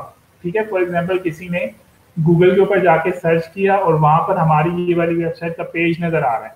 ठीक है, और जब वो उसके ऊपर क्लिक करेगा तो उसके पास क्या आएगा, 404 का मैसेज लिखा हुआ आएगा। तो क्या ख्याल है, ये एक नेगेटिव इम्पैक्ट नहीं जाएगा गूगल के पास? गूगल को ये नहीं लगेगा कि आपने ऐसे पेजेस को इंडेक्स किया हुआ है जो कि एग्जिस्ट ही नहीं करते हैं? और जब गूगल को ऐसे नजर आएगा तो गूगल आपको रैंकिंग सिग्नल के अंदर नेगेटिव पॉइंट्स देगा और आपकी वेबसाइट को क्या कर सकता है, वो पेनलाइज कर सकता है, डीइंडेक्स कर सकता है। आपकी वेबसाइट को पहले पेज से उठा के 10वें पेज के ऊपर डाल सकता है। ठीक है, ऐसा क्यों करेगा गूगल? गूगल इसलिए करेगा, गूगल कहेगा कि इस बंदे ने अपनी वेबसाइट के ऊपर 404 के पेजेस डाले हुए हैं या ऐसे कुछ पेजेस को इंडेक्स किया हुआ है जो कि एग्जिस्ट ही नहीं करते हैं। ठीक है, तो गूगल इस तरह से क्या करेगा, इसकी बेस के ऊपर आपकी वेबसाइट को पनिश कर सकता है, उसको रिमूव कर सकता है। ठीक है, ये वही वाली बात है। फॉर एग्जाम्पल आप अपने टीचर को क्या कहते हैं, कोई एग्जाम कोई आप अपने टीचर को होमवर्क चेक करवा रहे हैं, उसके अंदर जो कुछ पेजेस हैं उसके अंदर बहुत ज्यादा एरर आ रहा है। तो टीचर क्या करेगा, गुस्से में आगे कहेगा जाओ पहले इन तमाम एरर्स को ठीक करके आओ। ऐसे कहेगा ना टीचर, तुम्हारी तो हर पेज के ऊपर ये एरर्स आ रहे हैं, तुम क्या करो पहले अपने एरर्स को ठीक करो। ठीक है, तो इसलिए हम लोग क्या करेंगे, इस पेज को 404 करने के लिए और गूगल को ये बताने के लिए कि जो हमारा ये वाला पेज था अब रिमूव हो गया है, गूगल को हम क्या करेंगे, इसके बारे में इन्फॉर्म करेंगे। ठीक है, एक तो ये सिनेरियो। दूसरा सिनेरियो मैं आपके साथ जरा इसके अंदर शेयर करता हूँ, एडोब फोटोशॉप के अंदर थोड़ी इमेज क्रिएट करके। सपोज करें कि न्यू पेज कर लेते हैं। सपोज करें कि ये आपकी वेबसाइट है। ठीक है, आपने क्या किया, ये आपकी वेबसाइट का एक पेज है। इस पेज का नाम फॉर एग्जांपल है टॉप 10 गेमिंग लैपटॉप्स। ठीक है, इसको मैं जरा टेक्स्ट को सही कर लूँ। सपोज करें कि ये आपकी वेबसाइट का एक पेज है और इस पेज का नाम है टॉप 10 गेमिंग लैपटॉप्स। ठीक है, कोई भी बंदा जब इस कीवर्ड को सर्च करता है गूगल के ऊपर तो आपकी वेबसाइट जो है टॉप के ऊपर आ रही होती है। ठीक है, लेकिन क्या होगा फ्यूचर में किसी वजह से आपको ये जो था अपना आर्टिकल रिमूव करना पड़ा। ठीक है, या ऐसा भी हो सकता है कि आपने एक नई वेबसाइट बना ली है। ठीक है, ये वाली वेबसाइट रिमूव करके आप क्या कर रहे हो, न्यू वेबसाइट क्रिएट कर रहे हो। ठीक है, तो अगर तो जब पुराना पेज रिमूव हो जाएगा तो जब इसके ऊपर कोई बंदा जाएगा तो वहां पे उसको 404 का मैसेज नजर आएगा। ठीक है, तो आप क्या करेंगे, अगर आप चाहते हैं कि आप अपनी ये वाला जो आर्टिकल था आपका रैंक हुआ था, अगर आप चाहते हैं कि न्यू पेज के ऊपर भी यही वाला आर्टिकल रैंक हो, तो आप क्या करेंगे, सर्च इंजन को ये बताएंगे कि पहला मेरी वेबसाइट का जो आर्टिकल था, अब मैंने उसको न्यू वेबसाइट के ऊपर मूव कर दिया है, तो जो रैंकिंग आपने मेरी पहली वाली वेबसाइट को दी हुई थी आर्टिकल को, वही वाली रैंकिंग किसको दो, मेरे नए वेबसाइट के जो पेज है उसको रैंक कर दो। या चलें इसके अलावा एक और आसान देता हूँ, ठीक है। फॉर एग्जाम्पल यहाँ पे क्या है, 2010 है, ठीक है। 2010 के अंदर मैंने क्या किया, मैंने एक वेबसाइट बनाया जिसका नाम मैंने रखा erosguard.pk, ठीक है। उसके बाद क्या हुआ, 2011 चला गया, ठीक है। इस तरह से मुख्तलिफ जो थे, पहली वाली एग्जाम्पल को भूलें, मैं आपको दूसरी एग्जाम्पल देने की कोशिश करता हूँ।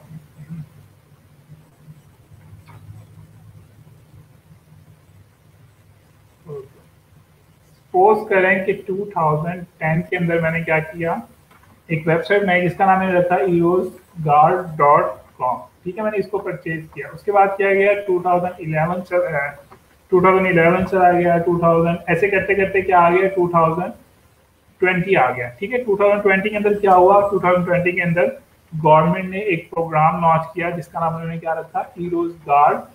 उन्होंने उसका नाम भी ई-रोजगार रखा, ठीक है। जब गवर्नमेंट ने इस प्रोग्राम को लॉन्च किया तो उन्होंने क्या किया, अपने आप को प्रॉपरली रजिस्टर किया, जैसे कि कोर्ट के अंदर जाके कोई भी कंपनी जो है वो रजिस्टर होती है। तो मुझे ये बताएं, अब इन्होंने जब ये सब कुछ कर लिया, इन्हें डोमेन ने भी परचेज करनी थी, तो इन्होंने क्या किया, इन लोगों ने erosguard.com परचेज करनी थी, लेकिन जब वो यहाँ पर गए तो उन्हें पता चला कि ये वाली डोमेन नेम तो ऑलरेडी मोहम्मद अहमद ने परचेज की हुई है।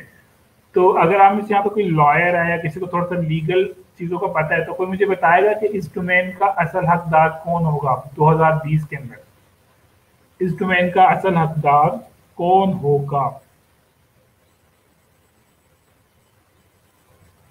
अगर कोई बताना चाहे, इसमें मैं एग्जाम्पल को मजीद बेहतर करता हूँ। बाय लॉ इस डोमेन का हकदार कौन होगा और क्यों होगा, जरा ये बताएं। मैं होऊंगा, अच्छा। अब मैं क्यों होऊंगा, पहले मुझे ये तो बताएं, ठीक है। अच्छा, इस साथ में आपको ये बता देता हूँ,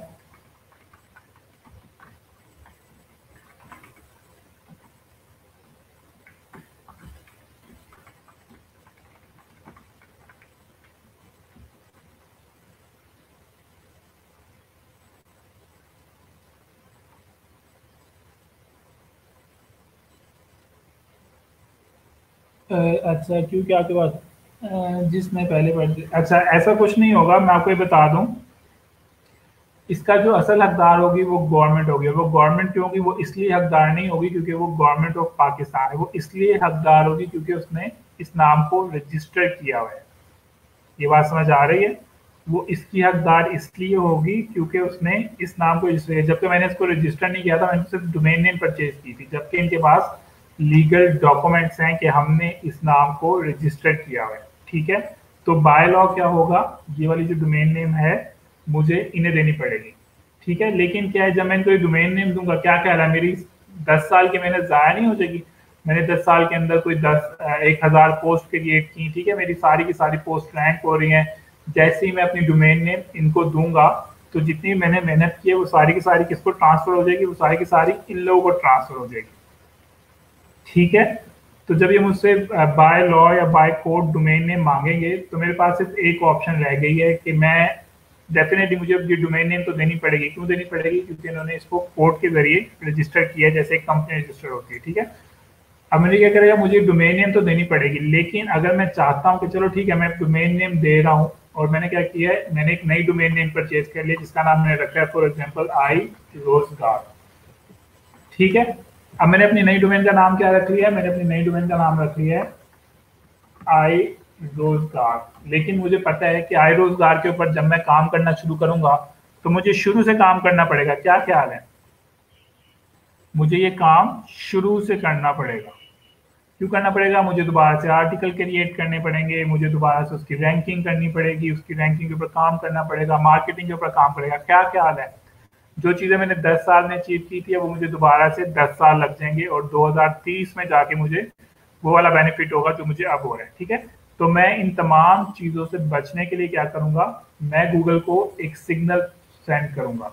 और वो सिग्नल क्या है, मैं गूगल को ये बताऊँगा कि ये मेरी जो ये वाली डोमेन है जो erosguard.com के नाम से थी, अब मैं इसको किस पे ट्रांसफ़र कर रहा हूँ, मैं इसको iRoseGuard.com पे कर रहा हूँ, ठीक है। और इसको मैं किस चीज़ के थ्रू करूँगा, मैं इसको 301 के ज़रिए करूँगा,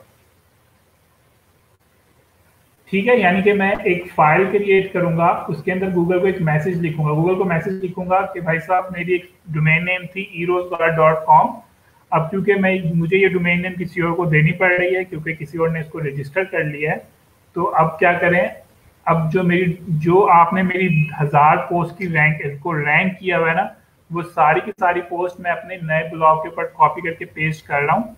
आपने क्या करना है, उन तमाम की तमाम पोस्ट को मेरी नई डोमेन के साथ क्या कर देना है, रैंक कर देना है। ये बात समझ आ गई है मैं 301 क्यों यूज किया है। 301 मैंने गूगल को ये बताने के लिए यूज किया है कि मेरी erosguard.com की जो डोमेन नेम थी ये मुझे किसी और को देनी पड़ गई है, लेकिन क्योंकि मैंने इसके ऊपर इतना सारा काम किया हुआ है, इतनी सारी पोस्ट क्रिएट की है, वो सारी की सारी रैंक हुई हुई है, जब भी कोई बंदा सर्च करता है मेरी वेबसाइट टॉप के ऊपर रैंक होती है। तो मैंने गूगल को मैसेज किया है 301 के जरिए के पुरानी डोमेन को जो आपने रैंकिंग दी हुई थी, वो सारी की सारी रैंकिंग सिग्नल आपने किसको दे देना है, सारे के सारे iRoseGuard को दे देना है। तो उसके लिए मैं क्या करूंगा, उसके लिए मैं फॉर एग्जांपल अगर मेरी वेबसाइट वर्डप्रेस के ऊपर इंस्टॉल है, मैं वर्डप्रेस के ऊपर जाऊंगा, प्लगइन के ऊपर जाऊंगा, ऐड न्यू प्लगइन के ऊपर क्लिक करूंगा, ठीक है। यहाँ पर मैं सर्च करूंगा 301, इसको एंटर कर दूंगा। जब मैं 301 एंटर करूंगा तो हमारे पास काफी सारे प्लगइन्स आ रहे हैं, तो मुझे लगता है कोई सिंपल के नाम से क्विक रीडायरेक्ट 301 है, मैं इसको कर लेता हूँ इंस्टॉल, ठीक है। अच्छा, जरूरी नहीं है कि जो प्लगइन मैं इंस्टॉल कर रहा हूँ आप भी वही प्लगइन इंस्टॉल करें। आप क्या कर सकते हैं, आप मुख्तलिफ प्लगइन, फॉर एग्जांपल आप ये प्लगइन यूज कर सकते हैं, अगर आपको ये समझ नहीं आ रही इसको डिलीट करके दूसरा प्लगइन कर लें, वो समझ नहीं आई तीसरा प्लगइन कर लें, ठीक है। तो फॉर एग्जांपल मैं यहाँ पे इस वाले प्लगइन को कर लेता हूँ इंस्टॉल। ये गूगल को हम इसी तरह तलहा अरशद, ये हम गूगल को इन्फॉर्म करने के लिए स्टेप्स ले रहे हैं। हम अपने erosguard के जो हमारे पास ब्लॉग हमारी वेबसाइट थी, हम उसके ऊपर जाएंगे, 301 का प्लगइन इंस्टॉल करेंगे, उसको एक्टिव करेंगे, ठीक है। जब हम लोगों ने इसको एक्टिव कर लिया है तो हमारे पास यहाँ सेटिंग के अंदर 301 रीडायरेक्ट की ऑप्शन आ रही है, हम इसके ऊपर क्लिक करेंगे, ठीक है। जब हम इसके ऊपर क्लिक करेंगे तो हमारे पास यहाँ पे ऑप्शन है, फॉर एग्जाम्पल यहाँ पे मैं ये लिख सकता हूँ कि पहले मेरी डोमेन का नाम, इसको आपको जरा, फॉर एग्जाम्पल मैं यहाँ पे ये लिख सकता हूँ कि पहले मेरी डोमेन का नाम erosguard था .com था। अब आपने इसको किस पे मूव कर देना है, आपने इसको www.iroseguard.com पे मूव कर देना है, ठीक है। ये सिर्फ एग्जाम्पल ये दिखा रहा हूँ, आप इस तरह से कर सकते हैं। लेकिन अगर मैं आपको यहाँ पे एक लाइव प्रैक्टिस दिखाऊं तो आप लोग देखें कि ये वाला जो हमारा पेज था, ये वाला पेज अगर हम इसके ऊपर जाते हैं, ठीक है, तो यहाँ पे क्या लिखा आता है कि ये पेज एग्जिस्ट नहीं करता है। तो हम लोग क्या करेंगे, हम लोग 301 के अंदर इस पेज को एंटर करेंगे और गूगल हमसे सॉरी ये प्लगइन हमसे पूछ रहा है कि आपने इस पेज को किसके ऊपर जो है वो रीडायरेक्ट करना है। तो मैं इसको कह देता हूँ कि आप इसको होम पेज पे कर दो। तो आगे मैं कस्टम के अंदर होम पेज की ऑप्शन है, उसको एंटर कर देता हूँ, उसके बाद मैं इसको सेव कर लेता हूँ, ठीक है। अब ये सेव हो गया है। अब मैं इस पेज, जब मैं इस पेज को रिफ्रेश करूंगा तो मेरे पास अब ये वाला एरर नहीं आएगा, बल्कि ये ऑटोमेटिकली रिडायरेक्ट होकर होम पेज पे चला जाएगा, ठीक है। ये देखिए मैंने इसको रिफ्रेश किया और आप लोग देखें ये ऑटोमेटिकली होम पेज पे चला गया, ठीक है। इस बात समझ आ गई है। तो क्लाइंट क्या कह सकता है, क्लाइंट कह सकता है कि मैंने फॉर एग्जांपल मेरी वेबसाइट 123.com है, आपने इसको रीडायरेक्ट करना है abc.com के ऊपर, ठीक है। बिल्कुल इजी सी चीज, आप इसको इस तरह कर सकते हैं। या क्लाइंट ये भी कह सकता है कि मेरी वेबसाइट 123.com, उसका अबाउट अस पेज जो है वो मैंने रिमूव कर दिया है, आप इसको जो है रीडायरेक्ट कर दो 123.com के ऊपर, ठीक है। तो मैंने आपको ये दोनों एग्जांपल करके दिखाई है कि आप किस तरह से कर सकते हैं। गूगल को ऑटोमेटिकली पता चल जाएगा, ठीक है। इस फाइल का मकसद ही यही है, जो 301 हमने रीडायरेक्ट लगाया है वो इसलिए ही लगाया है ताकि गूगल को पता चल सके कि आपकी वेबसाइट का जो नया पेज है वो कौन सा है, पुरानी वेबसाइट का पेज कौन सा था। ये सारा कुछ हम लोग सिर्फ इसलिए कर रहे हैं ताकि जो हम लोगों ने अपनी रैंकिंग हासिल की थी गूगल के ऊपर वो हमारी वेस्ट ना हो, ठीक है। फॉर एग्जांपल मेरा ये वाला पेज जो था, ये टॉप के ऊपर जो था रैंक हो रहा था, लेकिन किसी वजह से मुझे रिमूव करना पड़ गया। तो मैं उस रैंकिंग को वेस्ट नहीं करूंगा, बल्कि क्या करूंगा, जो मुझे रैंकिंग के बेनिफिट इसके ऊपर हो रहे थे मैं उसको रीडायरेक्ट कर दूंगा किसी और पेज के ऊपर। ठीक है, तो यहाँ पे किसी का क्वेश्चन है वो पूछ सकता है। अभी मुझे कुछ क्वेश्चन नजर भी आ रहा है। गूगल को जो है 301 रीडायरेक्ट से पता चलेगा, अहमद सिद्दीकी। उसके बाद सर पहले हम अपना कंटेंट पेस्ट करेंगे, बिल्कुल ऐसे ही करेंगे। पहले हम अपनी सारी की सारी वेबसाइट आई रोजगार के ऊपर ट्रांसफर करेंगे, उसके बाद हम लोग अपनी पुरानी वेबसाइट के ऊपर 301 का रीडायरेक्ट लगा देंगे। ठीक है, अच्छा उसके अलावा एक और चीज भी बता दूं कि जब हम लोग ये वाला काम करेंगे ना, तो ऐसा नहीं होगा कि आपने फॉर एग्जांपल आज 301 का रीडायरेक्ट लगाया है और 10 मिनट के बाद सारी की सारी वेबसाइट इस तरह हो जाएगी। तो इस सारे प्रोसेस को होने में 3 मंथ लग सकते हैं। ठीक है, इस सारे के सारे प्रोसेस होने में 3 मंथ लग सकते हैं। 3 मंथ, 3 मंथ जरूरी नहीं है 1 वीक से 3 मंथ लग सकते हैं। ये टोटली डिपेंड करेगा कि आपने कितनी पोस्ट को रीडायरेक्ट किया। फॉर एग्जाम्पल यहाँ पे 10,000 पोस्ट है, तो डेफिनेटली 10,000 पोस्ट काफी ज्यादा होती हैं, तो उसको मैक्सिमम 3 मंथ लग सकते हैं। तो इस सूरत हाल के अंदर हम लोग इनसे हम लोग जो ये वाले लोग हैं जिनको हमने अपनी डोमेन नेम दी है, हम इनसे 3 मंथ की मोहलत मांग सकते हैं कि हमें 3 मंथ दें, हमें इतने के अंदर इतने अपना डाटा जो है वो अपनी नई डोमेन के ऊपर ट्रांसफर कर दें। ठीक है, अच्छा जी सर, अगर हम ब्लॉगर पर रैंकिंग हो गए और वर्डप्रेस पे जाते हैं तो बिल्कुल, अगर आप ब्लॉगर ऐसे वर्डप्रेस के ऊपर आ रहे हैं तो वहां पर भी यही करेंगे। ब्लॉगर के ऊपर ये वाली जो ऑप्शन है 301 की, वो सेटिंग के अंदर है। ठीक है, बिल्कुल पुरानी के ऊपर हमें रीडायरेक्ट लगाना पड़ेगा। ये जो फेसबुक यूजर ने पूछा है, ब्लॉगर के अंदर हम बिल्कुल इसी तरह करेंगे। फॉर एग्जाम्पल आपने, या चलो हम लोग इस तरह से भी कर सकते हैं कि ये आपकी ब्लॉगर की वेबसाइट है, ठीक है, आपने उसको 2020 के अंदर वर्डप्रेस के ऊपर ट्रांसफर किया है, तो आप इस तरह से जो है वो लगा सकते हैं उसके ऊपर रिट्रैक्शन। और ब्लॉगर के अंदर जो रिट्रैक्शन है वो सेटिंग के अंदर है। ठीक है, एनीवेज ये था हमारा 301 रिट्रैक्ट। अच्छा, यहाँ पे अगर आप लोग नोट करें कहाँ पे ऐड न्यू रिडायरेक्ट के अंदर 302 का भी रिडायरेक्ट आ रहा है। ठीक है, अभी तो मैंने आपको 301 बताया ना, 302 भी बता देता हूँ कि 302 क्या होता है, या थोड़ा सा लिख के यहाँ बता देता हूँ। 301 परमानेंट रिडायरेक्ट, 302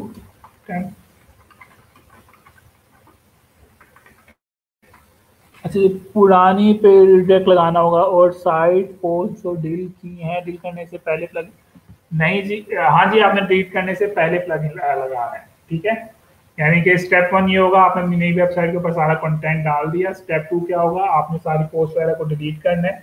अगर नहीं भी करना है, वो जरूरी नहीं है, उसके लिए आप 301 का रीडायरेक्ट लगा सकते हैं, क्योंकि गूगल को पता है कि ये डुप्लीकेट कंटेंट नहीं है, क्योंकि ये एक वेबसाइट से दूसरी पे जा रहा है। ठीक है, अच्छा ये 302 क्या होता है, 30 ये होता है कि आप टेम्परेरी जा रहे हैं। टेम्परेरी कैसे जा रहे हैं, फॉर एग्जाम्पल यहाँ पे आपने डोमेन रजिस्टर करवाई थी और यहाँ पे जाके गवर्नमेंट ने ले ली। ठीक है, आप फिर क्या निकले हैं, आप जो निकले हैं वो मलिक रियाज निकले हैं। आपने कहा ऐसी की तैसी गवर्नमेंट की ये डोमेन नेम तो मेरे पास ही रहेगी। ठीक है, तो लेकिन आप उसके अंदर अभी श्योर नहीं है कि आप क्या कहते हैं, आप कहते हैं कि नहीं ये डोमेन नेम मैंने परचेज की थी, मैंने काम किया हुआ है, मैं तुम्हें कोर्ट के अंदर लेके जाऊंगा, वहां पर जाके जो कोर्ट फैसला करेगा वही सही फैसला होगा। ठीक है, तो इसके अंदर आप श्योर नहीं है कि आपका रिडायरेक्ट परमानेंट होने वाला है या टेम्परेरी होने वाला है, तो इसलिए आप उसके इस सूरत हाल के अंदर आप टेम्परेरी भी लगा सकते हैं रिडायरेक्ट। आमतौर पर टेम्परेरी रिडायरेक्ट यूज नहीं होता है, सिर्फ आपको बताने को थोड़ी इन्फॉर्मेशन के लिए बताया, आमतौर पर 301 होता है। ठीक है, तो एक तो ये वाली ऑप्शन हो सकती है कि आपका क्लाइंट कह सकता है मैंने पुराने डोमेन से नए डोमेन के ऊपर जाना है, तो आपने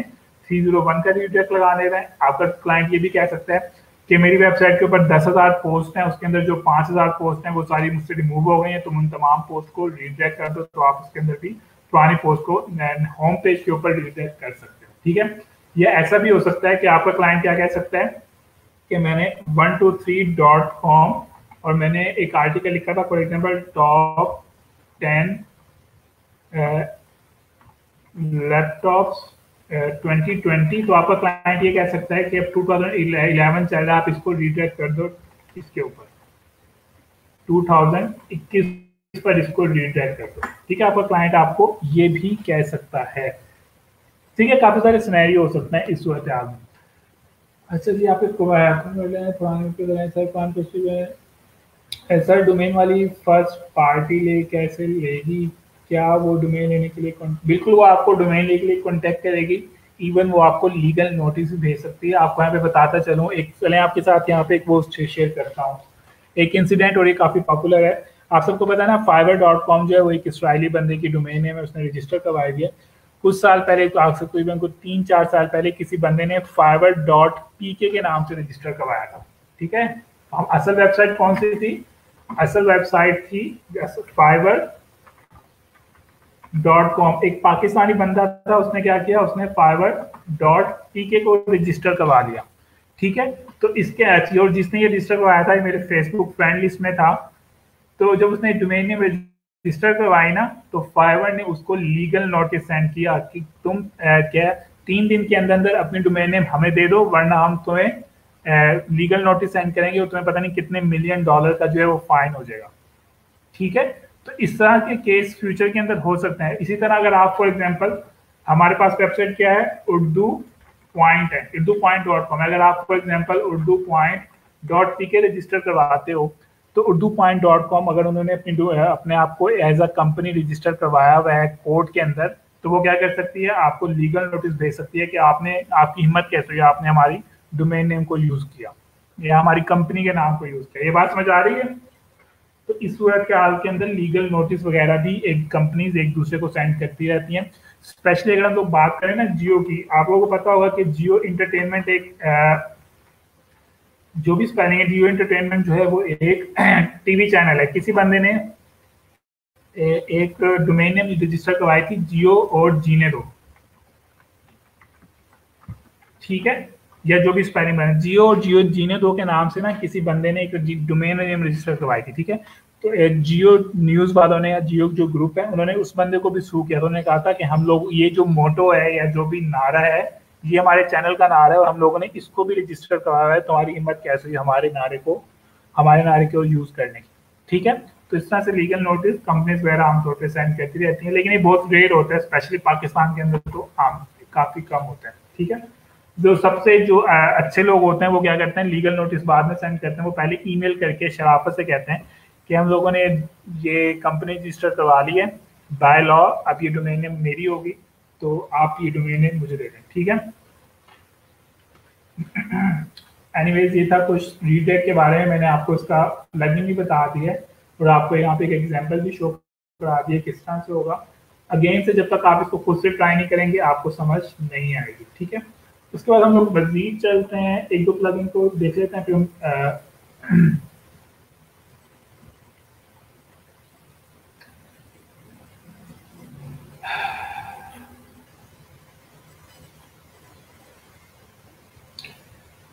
ठीक है। अच्छा जी, इसके बाद हम लोग चलते हैं पेज स्पीड की तरफ चलते हैं।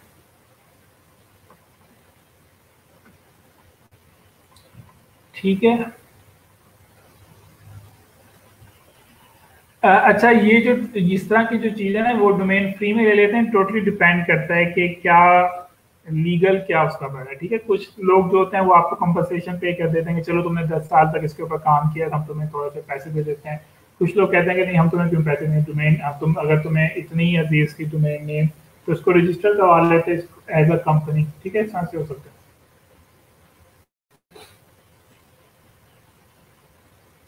अगर आपकी जो अटेंडेंस सबमिट नहीं हो रही है तो आप उसके अंदर कोई CNAC वगैरह का इशू हो रहा होगा। उसके अलावा आप अपने लैब में जो कॉल कर लें, बल्कि अभी कॉल करके उनको इशू बताएं कि आपकी अटेंडेंस सबमिट नहीं हो रही है। ठीक है, एनीवेज हम लोग यहाँ पे आते हैं। हमारे पास जो नेक्स्ट प्लगइन है वो है पेज स्पीड का। ठीक है, किसी को याद है पेज स्पीड क्या होती है, या साइट स्पीड को कह लेते हैं हम लोग, साइट स्पीड। ठीक है, हम लोगों ने इसको ऑन पेज SEO के अंदर पढ़ा था कि आपकी वेबसाइट कितनी स्पीड से लोड होगी, गूगल आपको आपकी वेबसाइट को उतना ही पसंद करेगा आपकी वेबसाइट को रैंक करने में। अच्छा, यहाँ पे मैं आपको फाइवर के ऊपर रीडायरेक्ट का एक गिग भी दिखा देता हूँ कि किस तरह का गिग लगा हुआ है फाइवर के ऊपर।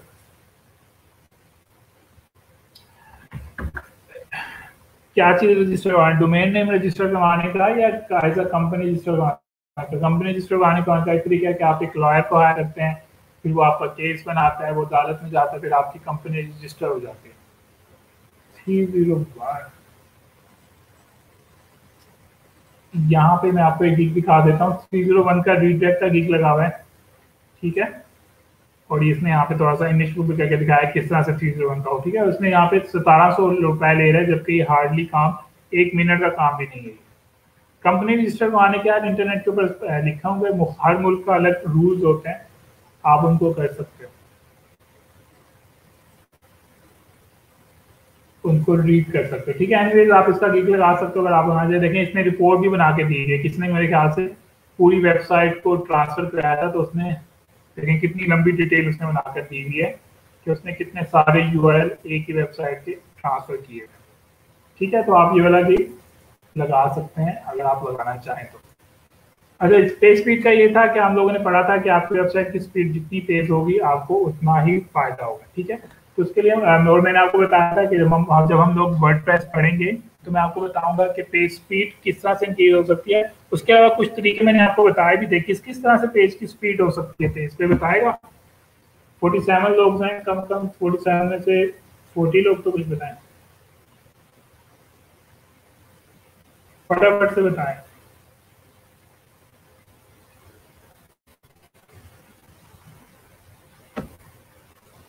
कि पेज स्पीड इंक्रीज करने के कौन कौन से तरीके हैं।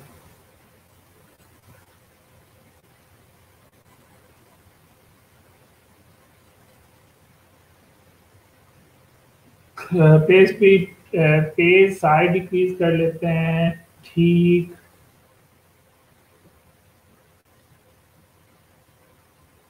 हम लोग इमेज को भी तो कर सकते हैं ना,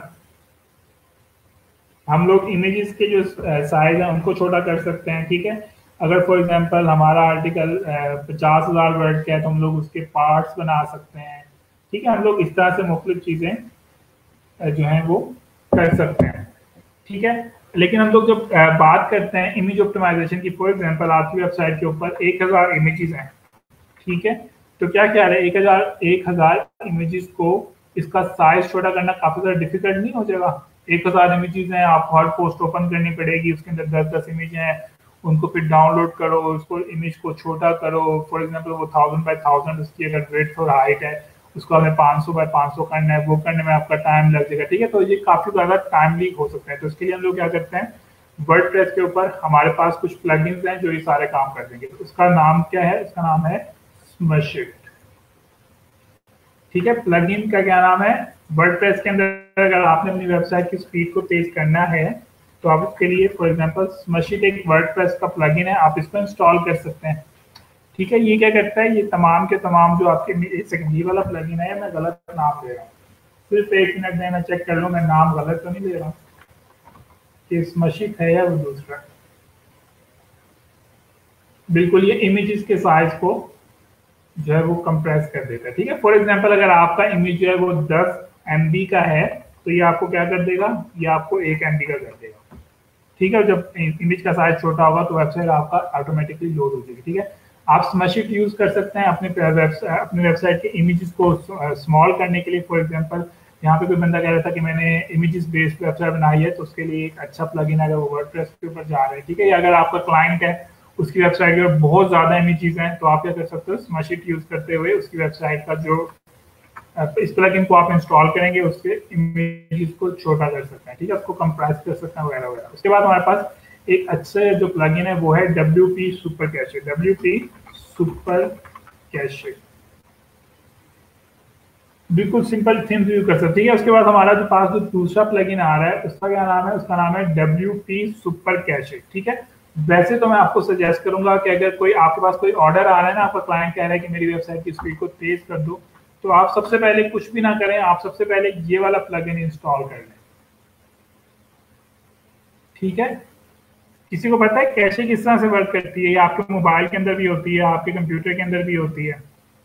ये प्लगइन क्या करता है, ये प्लगइन फॉर एग्जांपल अगर मैं इस वेबसाइट के ऊपर गया हूँ ना, फॉर एग्जांपल मैं इस वेबसाइट के ऊपर गया हूँ, ठीक है।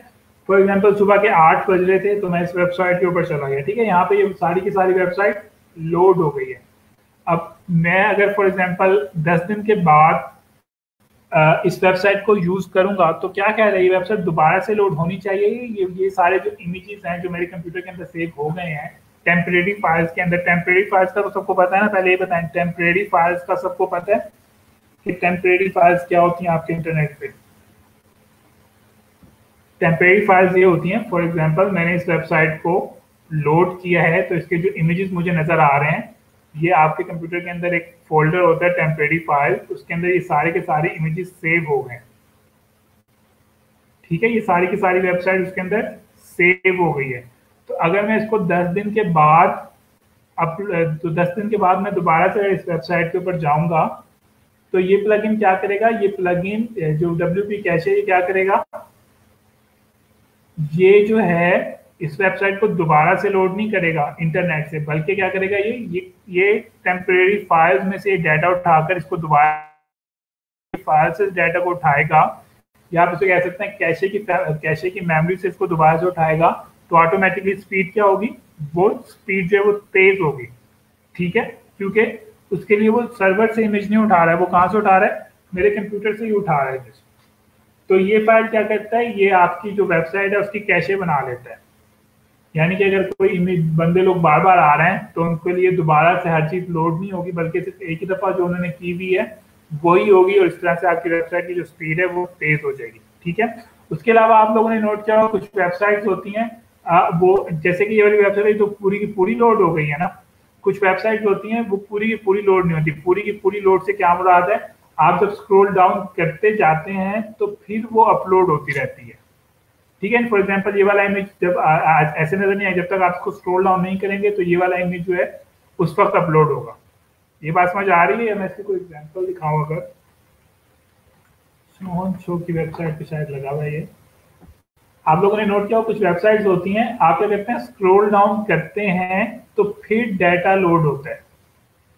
ठीक है, तो ये वाला जो कैशे है वो भी ये इस चीज को कर देता है। फॉर एग्जांपल अगर मैं इस वेबसाइट के ऊपर आया तो सिर्फ इतना सा डाटा लोड होगा तो स्पीड ऑटोमेटिक तेज होगी, पूरी वेबसाइट लोड नहीं। जैसे मैं स्क्रॉल डाउन करूंगा तो फिर ये वाला डाटा लोड होगा, तो अब फिर से क्या होगा, सिर्फ इतने वेबसाइट का जो डाटा लोड हो रहा है सिर्फ उसके ऊपर स्पीड खर्च होगी, तो इससे भी स्पीड जो है वो ऑटोमेटिकली तेज होती रहती है। अगर मैं आपको एक एग्जाम्पल भी देख के एक एग्जाम्पल भी मैं सर्च करके देख लेता हूँ, अगर कुछ नजर आती है तो अगर मुझे कोई एग्जांपल नजर आती है तो आपको दिखा भी देता हूँ इस तरह की वेबसाइट की। आमतौर पे इस तरह की वेबसाइट की एग्जांपल जो होती है ना वो नहीं, मुझे एग्जांपल नहीं मिली, अगर मुझे एग्जांपल मिलेगी नेक्स्ट लेक्चर में तो आपको दिखा दूंगा। तो ये इस तरह से करता है। तो अगर आपने लगाया हुआ है गिग के मैं आपकी वेबसाइट की स्पीड तेज करूंगा, तो सबसे आसान तरीका ये है, आप कुछ भी ना करें, आप सिर्फ इस वाले प्लगइन को इंस्टॉल करें, इसकी सेटिंग्स देख लें गूगल के ऊपर और दैट्स इट, और आपकी जो स्पीड वेबसाइट की स्पीड है वो तेज हो जाएगी। ठीक है, इन केस फिर भी नहीं हो रही तो हमारे पास दूसरी ऑप्शन है कि हम लोग स्मैशिट को इंस्टॉल कर सकते हैं, और हमारे पास तीसरी ऑप्शन है कि हम ऑटो ऑप्टिमाइज को इंस्टॉल कर सकते हैं। ठीक है, ये हमारे पास एक और प्लगइन है, हम लोग इसको भी कर सकते हैं। बिल्कुल शॉपिंग की वेबसाइट के ऊपर ऐसा होता है, बिल्कुल ठीक कह रहे हैं वो कार्ड है। ठीक है, हमारे पास ये तीसरा प्लगइन है, हम लोग इसको भी इंस्टॉल कर सकते हैं। ये तीनों प्लगइन हमें क्या करेंगे, ये प्लगइन जो है वो हमें अगर हम 1 बाय 1 करेंगे, ठीक है, ऐसा नहीं करना है कि तीनों के तीनों इंस्टॉल कर देंगे। आपको एक चीज यहाँ पे बता दूं कि आपकी वेबसाइट के ऊपर जितने प्लगइन्स इंस्टॉल होंगे आपकी वेबसाइट की स्पीड ऑटोमेटिकली उतनी ही स्लो होगी। तो आपने इसलिए तीनों के तीनों प्लगइन्स को इंस्टॉल नहीं करना है, इनको 1 बाय 1 करना है। आपने पहले ये इंस्टॉल करना है, देखना है स्पीड तेज हो गई है नहीं हुई है। ठीक है, अगर इतनी ज़्यादा अच्छी नहीं हुई है तो आप इसको इंस्टॉल कर सकते हैं, फिर इतनी ज़्यादा अच्छी नहीं तो आप इसको भी इंस्टॉल कर सकते हैं। लेकिन आमतौर पर 90% केसेस के अंदर सिर्फ ये वाला प्लगइन अगर आपने इंस्टॉल कर लिया है तो आपकी वेबसाइट की स्पीड जो है वो तेज हो जाती है।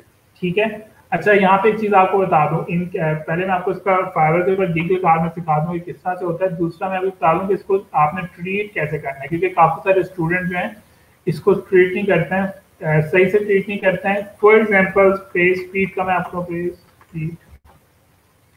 पेज स्पीड का मैं आपको एक गिग बता दूं।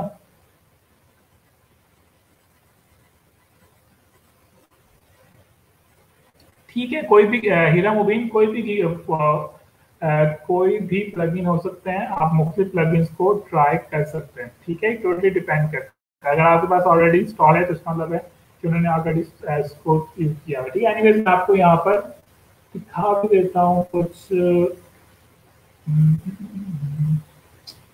ये वाला लिंक दिखाता हूँ, ठीक है। एक हमारे पास ये वाला लिंक आया हुआ है। इसके अंदर सबसे ज्यादा इंपॉर्टेंट चीज है ना, वो ये है कि आपको फॉर एग्जांपल आपने फाइवर के ऊपर एक गिग लगाया है, मैं आपको कहता हूँ मेरी 123.com वेबसाइट है, इसकी स्पीड जो है इंक्रीज करो। फॉर एग्जांपल मैं साथ में आपको ये भी कहता हूँ कि मेरी इस वक्त जो स्पीड है वो 80 है, ठीक है। तो आपने क्लाइंट की बात के ऊपर ब्लाइंडली यकीन नहीं करना है। आपने क्या करना है, आपने जाना है साइट स्पीड का जो प्लग है, साइट स्पीड जो है उसको उसके ऊपर जाना है, जो मैंने आपके साथ पहले लिंक शेयर किया है, एक बार फिर से कर लेता हूँ, ठीक है। आपने पेज फाइल, ये जो हमारे पास पेज स्पीड इनसाइट का जो वेबसाइट है गूगल की, आपने इसके ऊपर जाना है। फॉर एग्जांपल मैं यहाँ पे फाइवर को चेक कर लेता हूँ, ठीक है। आपने पहले अपने क्लाइंट की वेबसाइट का लिंक यहाँ पे एंटर करना है और चेक करना है कि इसकी स्पीड कितनी है, ठीक है। जो क्लाइंट ने आपको बताया ना, आपने उसके ऊपर यकीन नहीं कर लेना है, ठीक है। आपने क्या करना है, खुद से वेरीफाई करना है कि क्या इसकी स्पीड वाकई 80% है भी, या क्लाइंट ने एवं छोड़ दिया लंबी, ठीक है। तो आपने क्या करना है, पहले इसको वेरीफाई करना है। तो वो क्या कह रहा है, इसकी स्पीड कितनी है, फॉर एग्जाम्पल 69 है। आपने क्या करना है, इसका स्क्रीनशॉट लेना है और अपने क्लाइंट को सेंड करना है, और आपने अपने क्लाइंट को बताना है कि इसकी स्पीड 80 नहीं है बल्कि 69 है, ठीक है। उसके बाद आपने ये इन प्लगइन्स के ऊपर काम करना है। अगर इसकी स्पीड फॉर एग्जांपल 90% हो जाती है, अगेन से आपने क्या करना है, इसका स्क्रीनशॉट लेना है और क्लाइंट को कहना है कि इसकी स्पीड जो है वो मैंने 90% कर दी है, ठीक है। ये बात समझ आ गई है। आपने ऐसा नहीं करना है कि क्लाइंट ने फॉर एग्जांपल आपको ये वेबसाइट दी है, आपने पहले उसकी, अगर आप उसकी स्पीड को वेरीफाई नहीं करेंगे और आप उसको 90% कर देंगे ना, तो क्लाइंट आपको बाद में ये कह सकता है कि मेरी तो पहली 90% की स्पीड, तुमने क्या की है, ठीक है। तो आपने हमेशा सबूत अपने पास रखना है कि तुम्हारी वेबसाइट की स्पीड पहले ये थी और मेरे मेरे काम करने के बाद अब जो है वो इतनी हो गई। और आप लोग यहाँ पे नोट करें कि ये बंदा जो है इसी तरह से ही जो इसने ऑर्डर डिलीवर किए हैं, इसके अंदर इसने एग्जाम्पल भी शो कराई हुई है। इसने यहाँ पर एग्जाम्पल शो की हुई है, उसने बताया हुआ है कि पहले 56 थी, मैंने इसको 95 किया, ठीक है। अगर वो पहले वाली पिक्चर ना शो करा था, वो कह देता है क्लाइंट को कि मैंने 95 इसकी स्पीड कर दी है, तो क्लाइंट आगे से कह सकता था कि नहीं 95 तो इसकी पहले भी थी, तुम इसको 96 करो, ठीक है। तो स्क्रीनशॉट लेना बहुत ज्यादा इंपॉर्टेंट चीज है, ठीक है। तो ये वाला गीग आप लगा सकते हैं, इतना डिफिकल्ट गीग नहीं है। अच्छा, एक और चीज आपके साथ मैं शेयर करूँ, ये वाला गीग जो मेरे काफी स्टूडेंट्स ने लगाया हुआ है कि जब आप ये वाले क्या कहते हैं इंस्टॉल करेंगे ना प्लगइन, तो आपने क्लाइंट को बता देना है कि मैं एक प्लगइन इंस्टॉल कर रहा हूँ, उससे तुम्हारे इमेजेस का जो साइज है वो थोड़ा छोटा हो सकता है, क्या तुम इसके साथ एग्री करते हो या नहीं करते हो, ठीक है। ऐसे ही नहीं करना है कि खुद से इंस्टॉल करके क्लाइंट को दे देनी है। बाद में क्लाइंट कह सकता है कि मैंने तो हाई क्वालिटी इमेजेस लगाए, तो तुमने इनको छोटे क्यों कर दिए। आपने जब ये वाला प्लगइन इंस्टॉल करना है तो आपने उससे इसकी परमिशन ले लेनी है, ठीक है। और कुछ सूरत हाल में ऐसा भी हो सकता है कि फॉर एग्जाम्पल आपने ये वाला प्लगइन इंस्टॉल किया है, ठीक है। तो ये प्लगइन आपको कह सकता है कि आपके फॉर एग्जांपल ब्लॉग के ऊपर 1000 पोस्ट हैं, उसके अंदर से 100 पोस्ट ऐसी हैं जो कि कोई रीड नहीं करता है, क्या मैं वो 100 पोस्ट रिमूव कर दूं। तो आपने उनको रिमूव नहीं करना है जब तक आप अपने क्लाइंट से परमिशन नहीं ले लेते, ठीक है। ऐसा बहुत कम होता है, लेकिन ऐसा सिनेरियो के अंदर आ सकता है। तो वेबसाइट स्पीड जरूर कम करें, लेकिन क्लाइंट की मर्जी के बगैर आपने उसकी वेबसाइट से एक नुक्ता भी रिमूव नहीं करना है, ठीक है।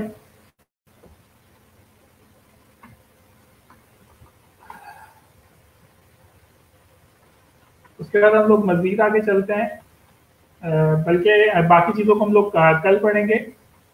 स्कीमा टैग के बारे में, स्कीमा टैग क्या होता है, थोड़ा सा इंट्रोडक्शन दे देता हूँ आपको। फॉर एग्जांपल आप गूगल के ऊपर जाते हैं, गूगल पर लिखते हैं चिकन रेसिपी, और आप लोग देखें कि यहाँ पर जो कुछ वेबसाइट्स हैं, जैसे कि कौन सी वेबसाइट है, जैसे कि ये वाली वेबसाइट है, ठीक है। आप लोग देखें इसके साथ क्या लिखा हुआ आ रहा है, इसके साथ लिखा हुआ आ रहा है कि रेसिपी कितनी देर में बन जाएगी, कितनी, इसको मजीद जूम इन करता हूँ। आप लोग देखें ये सर्च रिजल्ट है, ठीक है। एक सर्च रिजल्ट ये आ रहा है, एक सर्च रिजल्ट ये आ रहा है। तो हम लोग स्कीमा टैग के अंदर क्या करेंगे, हम लोग सीखेंगे कि अगर हमारी वेबसाइट का सर्च रिजल्ट ऐसा आ रहा है, हम उसको इस तरह से किस तरह से चेंज कर सकते हैं, क्योंकि इस तरह से जब चेंज होगा तो ये ज्यादा अट्रैक्टिव होगा और इसके ऊपर ज्यादा क्लिक्स होंगे, ठीक है। तो आप लोग देखें, यहाँ पे काफी सारी इंफॉर्मेशन आ रही है, 5 स्टार रेटिंग नजर आ रहा है लिखा हुआ, ठीक है, पिक्चर नजर आ रही है, लिखा हुआ है कितनी देर में ये रेसिपी बनती है, इसके अंदर कैलोरीज कितनी है, कितने लोगों ने इसको रेट किया हुआ है, ठीक है। तो स्कीमा टैग के अंदर इसको क्या कहते हैं, स्कीमा टैग कहते हैं। चलो मैं आपको बताऊंगा कि आप लोग अपनी ऑर्डिनरी वेबसाइट का जो रिजल्ट है इसको किस तरह से ऐसे चेंज कर सकते हैं। सिर्फ रेसिपी के अंदर नहीं आता है, बुक्स की रिव्यूज के अंदर आता है, मूवीज के रिव्यूज के अंदर आता है, इवेंट्स जो होते हैं उसके अंदर आता है, और किसके अंदर आता है, काफी सारी चीजों के अंदर ये चीज सारी चीजें आ सकती हैं, ठीक है। ये हम लोग चीज कल पढ़ेंगे। फिलहाल मैं आपके साथ यहाँ पे थोड़ा सा ब्लॉगर शेयर करूंगा। काफी सारे स्टूडेंट्स हैं वो ठीक से, मैंने आप लोगों के ब्लॉग से किए थे, उन्होंने ठीक से फॉर्मेटिंग नहीं की हुई। आई डोंट नो क्यों नहीं फॉर्मेटिंग की हुई। फॉर्मेटिंग तो बहुत बेसिक सी चीज है। सबसे पहले तो मैं आपको ये बता दूं कि आप लोग जब अपने ब्लॉगर के ऊपर आ रहे हैं ना, और अगर आपके पास ये नया वाला ब्लॉगर आया हुआ है, ठीक है, तो मैं आपको सजेस्ट करूंगा कि आप इस नए वाले ब्लॉगर को यूज ना करें, क्योंकि इसके अंदर जो फॉर्मेटिंग है, कंपोजिंग है, वो जरा डिफिकल्ट सी। आप क्या करें, अपने ब्लॉग को पुराने के ऊपर ले जाएं। इसके लिए आप क्या करेंगे, लेफ्ट के जो बॉटम है इसके अंदर आपको ऑप्शन नजर आ रही है रिवर्ट टू लेजेसी ब्लॉगर, आप इसके ऊपर क्लिक करेंगे तो आपका जो ब्लॉगर है ये पुराने के अंदर चेंज हो जाएगा, ठीक है। तो मैं यहाँ पे आपको एक फॉर्मेटिंग भी करके दिखा देता हूँ कि आप एक ब्लॉग पोस्ट को किस तरह से यहाँ पे बना सकते हैं, ठीक है। फॉर एग्जाम्पल यहाँ पे मेरे पास एक ब्लॉग पोस्ट लिखी हुई है, खुल जाओ से, ठीक है, ठीक है। फॉर एग्जाम्पल मेरे पास एक ब्लॉग पोस्ट लिखी है, मैं इसका टाइटल कॉपी करूंगा और यहाँ पे पेस्ट कर दूंगा, न्यू पोस्ट क्रिएट करूंगा। सबसे पहले तो ये चीज सब लोग नोट कर लें, क्योंकि आप लोगों की जो ब्लॉगर के अंदर जो आप लोगों ने कंपोजिंग की है वो बिल्कुल मजे की नहीं है, ठीक है। सबसे पहले तो आप लोगों ने ये चीज चेक कर लेनी है कि आप जब ब्लॉगर के ऊपर आए हैं, क्या आप HTML वर्जन के ऊपर हैं या कंपोज के ऊपर हैं, ठीक है। आपने कभी भी HTML के ऊपर नहीं डाला है, HTML के अंदर इस तरह से लैंग्वेज आ रहा है, आपने हमेशा क्या करना है, कंपोज के ऊपर जाना है, ठीक है। और आपने क्या करना है, उसके बाद ये जो आपका आर्टिकल है, पहले तो इसका टाइटल जो है वो टाइटल में लिख देना है, जो भी आपका टाइटल है। उसके बाद आपने इस आर्टिकल को कॉपी करना शुरू करना है। फॉर एग्जांपल मैं इसको इतना कॉपी कर लेता हूँ, ठीक है। उसके बाद आपने उसको यहाँ पे पेस्ट कर देना है, ठीक है। अब मैंने जब इसको यहाँ पे कॉपी पेस्ट किया है तो बताएं क्या मैंने ठीक किया है, और अगर मैंने ठीक किया है तो क्यों किया, और मैंने ठीक नहीं किया तो क्यों नहीं किया, जरा मुझे ये बताएं।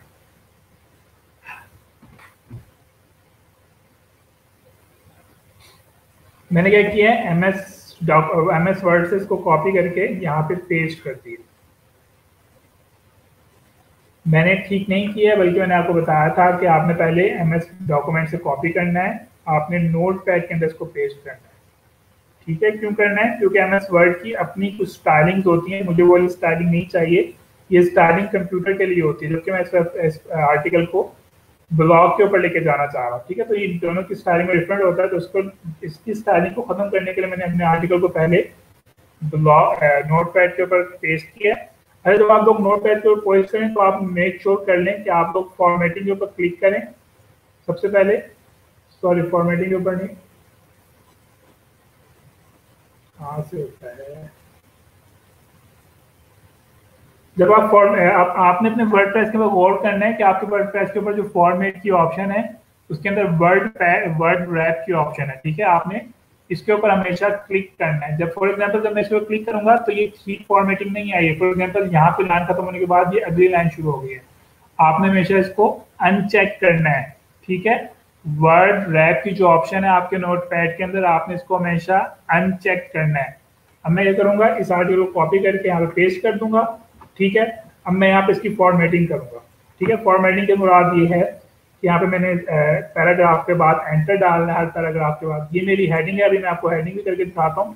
पहले मैं सारे के सारे जो पैराग्राफ्स हैं उनको ठीक कर लूँ, ठीक है। मेरे कुछ ये वाले पैराग्राफ मैंने इनको ठीक कर लिए। अब मैंने क्या करना है, अब ये जो मेरी ये वाली चीज है ना, इसको मैंने H1 या H2 का टैग करना है, ठीक है। मैं क्या करूंगा, इस पूरी लाइन को कॉपी करूंगा। अब मैंने इसके साथ H2 का टैग लगाना है, ठीक है। मैंने इसको कॉपी किया। अब मैं क्या करूंगा, HTML के अंदर जाऊंगा, ठीक है। यहाँ पे मैं कंट्रोल F प्रेस करूंगा, ठीक है। ये मेरे पास ऑप्शन आ गया। तो आपके ऊपर देखें, जो मैंने टेक्स्ट कॉपी किया था इसको पेस्ट करूंगा। जब मैंने इसको पेस्ट किया तो इसने मुझे यहाँ पे हाईलाइट कर दिया, ठीक है। बात समझ आ रही है? इसने इसको यहाँ पे हाईलाइट कर दिया। जो इसने इसको हाईलाइट कर दिया है तो मैं यहाँ पे इसको H1 का, फॉर एग्जांपल H2 का टैग लगाता हूँ, H2, ठीक है। शुरू में मैंने H2 के लिए ये लगाया और आखिर में मैं क्या करूंगा, /H2। ये वाले टैग्स तो आई होप आप सब लोगों को याद होंगे। सिर्फ आप H2 H3 को लगाएं। जब मैंने इसको कर लिया है तो मैं वापस कंपोज पे जाऊंगा, और जब मैं कंपोज पे आऊँ तो आप लोग देखें कि यहाँ पर जो है ये H2 का जो है वो टैग लग गया है, ठीक है। स्पेस खत्म करनी है तो आप इस पर एंटर दबा के इसको रिमूव कर सकते हैं। ये बात समझ आ रही है? H1 या H2 का मैंने टैग किस तरह से लगाया है। प्रॉपर्ली इसको कॉपी किया, HTML के अंदर गया, कंट्रोल F करके इसको फाइंड किया, फिर H1 और H2 का टैग लगाया इसके ऊपर, तो वापस आके देखा तो ये मेरा H1 का टैग लग गया, सॉरी H2 का टैग लग गया, ठीक है। इसी तरह मैंने इसको दूसरे को लगाना है तो मैं इसके ऊपर जाऊंगा, HTML के ऊपर सर्च करूंगा, ठीक है। यहाँ पे अगेन से लगाऊंगा, इधर मैं H3 का लगा लेता हूँ ऐसे आपको सिर्फ एग्जांपल दिखाने के लिए, ठीक है। और मैं वहां पे वापस आया हूँ तो यहाँ पे मेरा H3 का टैग जो है वो भी लगा हुआ है, ठीक है। ठीक है, इसी तरह मैंने अगर इसको बोल्ड करना है तो मैं इसको बोल्ड कर लूंगा, ठीक है। मेरे पास ऑप्शन है बोल्ड की, अंडरलाइन, जो भी करना है। कोई कलर स्कीम चेंज करनी है तो कलर स्कीम चेंज करें, लेकिन मैं आपको सजेस्ट करूंगा कि कलर स्कीम वगैरह ना करें। जितनी कम फॉर्मेटिंग होगी उतना ही ईजी होगा रीड करना, ठीक है। अगर चाहें तो इसके बुलेट पॉइंट्स भी आप लोग बना सकते हैं। कहाँ पे बुलेट पॉइंट्स नहीं है तो आप इसके बुलेट पॉइंट्स भी बना सकते हैं, ठीक है। इस तरह से प्रॉपरली फॉर्मेटिंग मेरी हो गई है आर्टिकल की, ठीक है। इसी तरह अगर मेरा इमेज यहाँ पे डालना है, फॉर एग्जांपल मैं क्या का इमेज डाल रहा हूँ तो मैं आपको रैंडमली ऐसे करके दिखा रहा हूँ, ठीक है। फॉर एग्जांपल मैंने यहाँ पे एक इमेज डालना है, ये वाला इमेज डालना है, ठीक है। मैं इसको सेव कर लेता हूँ मेरे कंप्यूटर में,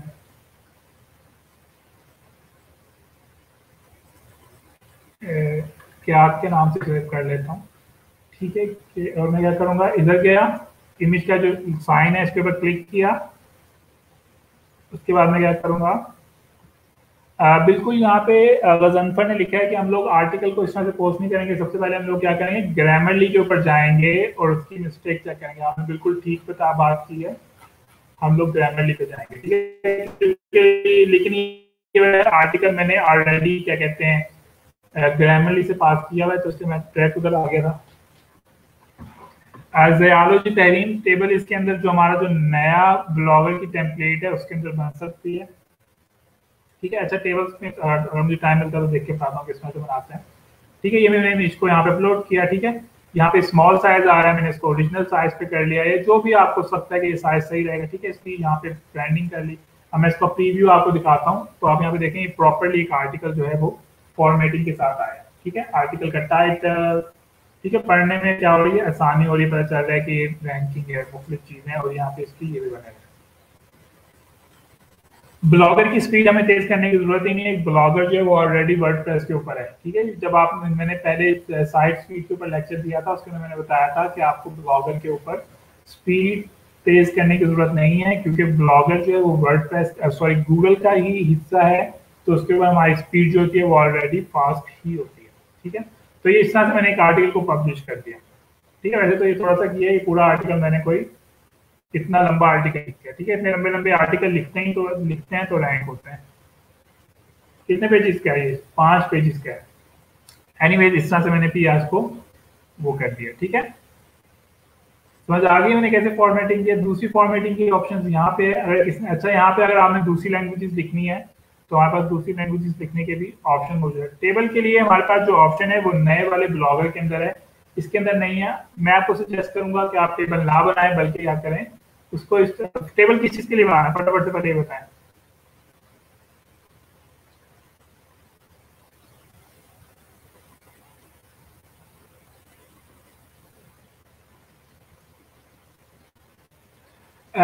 अनीजे, आपके पास ये वाला इशू इसलिए आता है क्योंकि आप नोट पैड के अंदर पहले कॉपी पेस्ट नहीं करती।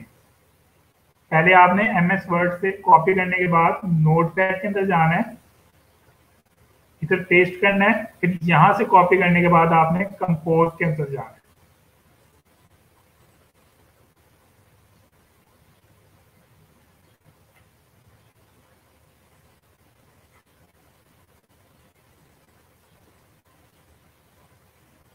अच्छा, एक और चीज बता दूं, अगर आपने HTML के अंदर जाके अगर आपको H1 H2 डालने के अंदर डिफिकल्टी हो रही है तो आप क्या कर सकते हैं, आपके पास फॉर एग्जांपल अगर मैंने इसको H1 करना है तो आपके पास यहाँ हेडिंग्स की ऑप्शन है। ठीक है, हेडिंग का मतलब है H1, सॉरी हेडिंग का मतलब है H2, सब हेडिंग का मतलब है H3। तो आप लोग इधर से भी हेडिंग्स कर सकते हैं अगर आप HTML के अंदर नहीं जाना चाह रहे। ठीक है, आप लोग इधर से भी कर सकते हैं। अच्छा जी, कंपैरिजन करना है। कंपैरिजन के लिए मैं आपको सजेस्ट करूंगा कि आप कैनवा के ऊपर इमेज बना लें, एक तो ये हो सकता है। दूसरा, ये वाली जो हमारे पास ऑप्शन है, ये हमारे पास ऑप्शन नए वाले ब्लॉगर के अंदर है। अगर नए ब्लॉगर के अंदर नहीं यूज करना है तो आप क्या कर लें, क्रिएट HTML टेबल। आप गूगल के ऊपर जाएं और लिखें क्रिएट HTML टेबल। ठीक है, और हमारे पास HTML टेबल जनरेटर आ गया बना हुआ। हम इसके ऊपर क्लिक करते हैं,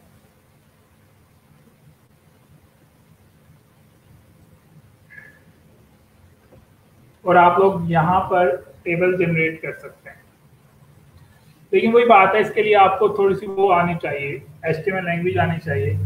तो आप क्या करें, आप इस तरह ना करें, आप अगर आपने टेबल वाली वेबसाइट बनानी है तो आप इसके लिए फिर नया जो हमारे पास ब्लॉगर है उसको ट्राई करें। या अगर मुझे कोई मजीद मिलता है जनरेटर तो वो भी दिखा देता हूँ। मैं आपको सजेस्ट करूंगा आप टेबल ना ही ऐड करें। कंपैरिजन करना है तो हेडिंग्स देकर कंपैरिजन, किस चीज का कंपैरिजन करना है जरा बताएं। अच्छा चलें, ये वाली वेबसाइट आ गई है, इसका नाम यहाँ पे लिख रहा हूँ, इसका स्क्रीनशॉट ले लें ताकि आपको इसका नाम याद रहे। ये वाली वेबसाइट आ गई है, इसका स्क्रीनशॉट लें। इसके अंदर आप जनरेट कर सकते हैं टेबल। फॉर एग्जांपल मैंने दो चीज़ों का करना है तो दो चीज़ों को सिलेक्ट किया। ठीक है, पहला TD1 है, लेकिन अगेन से फिर बता रहा हूँ, इसके लिए तो आपको HTML का आना जरूरी है, तो ये आपको समझ नहीं आएगी, तो इसलिए हम इसको थोड़ा इग्नोर करते हैं। टेबल जो है इसके अंदर ऑप्शन है, कहाँ पे टेबल के ऑप्शन, टेबल की ऑप्शन जो है आपके पास नए वाले ब्लॉगर के अंदर है। तो उसके अंदर आपको नया ब्लॉगर को जाना पड़ेगा। सर ड्रैग कॉपी करके अगर आप जो है इस तरह से करते हैं तो फिर भी जो है वो फॉर्मेटिंग खराब हो जाती है। स्पेशली मैंने आपने जो कल ब्लॉग शेयर किया था उसके अंदर आपकी जितनी पोस्ट है उसके अंदर सबकी फॉर्मेटिंग खराब है। जो आपने ऊपर इंट्रोडक्शन वाला पैराग्राफ लिखा हुआ है उन सबकी फॉर्मेटिंग जो है वो सबकी सब खराब है। आप अनीजे आपने जितनी भी हेडिंग्स लगानी है वो सारी H2 होनी चाहिए, क्योंकि जो H1 होती है वो हमारे आर्टिकल का जो टाइटल होता है वो होता है। हम लोग H3 वगैरह इसलिए नहीं लगा रहे हैं क्योंकि हम लोग सर्चिंग को बताना चाहते हैं कि हमारे जितनी भी हेडिंग्स हैं वो इंपॉर्टेंट है, तो इसलिए हम लोग जितनी भी हेडिंग्स लगाते हैं वो आमतौर पर H2 लगाते हैं।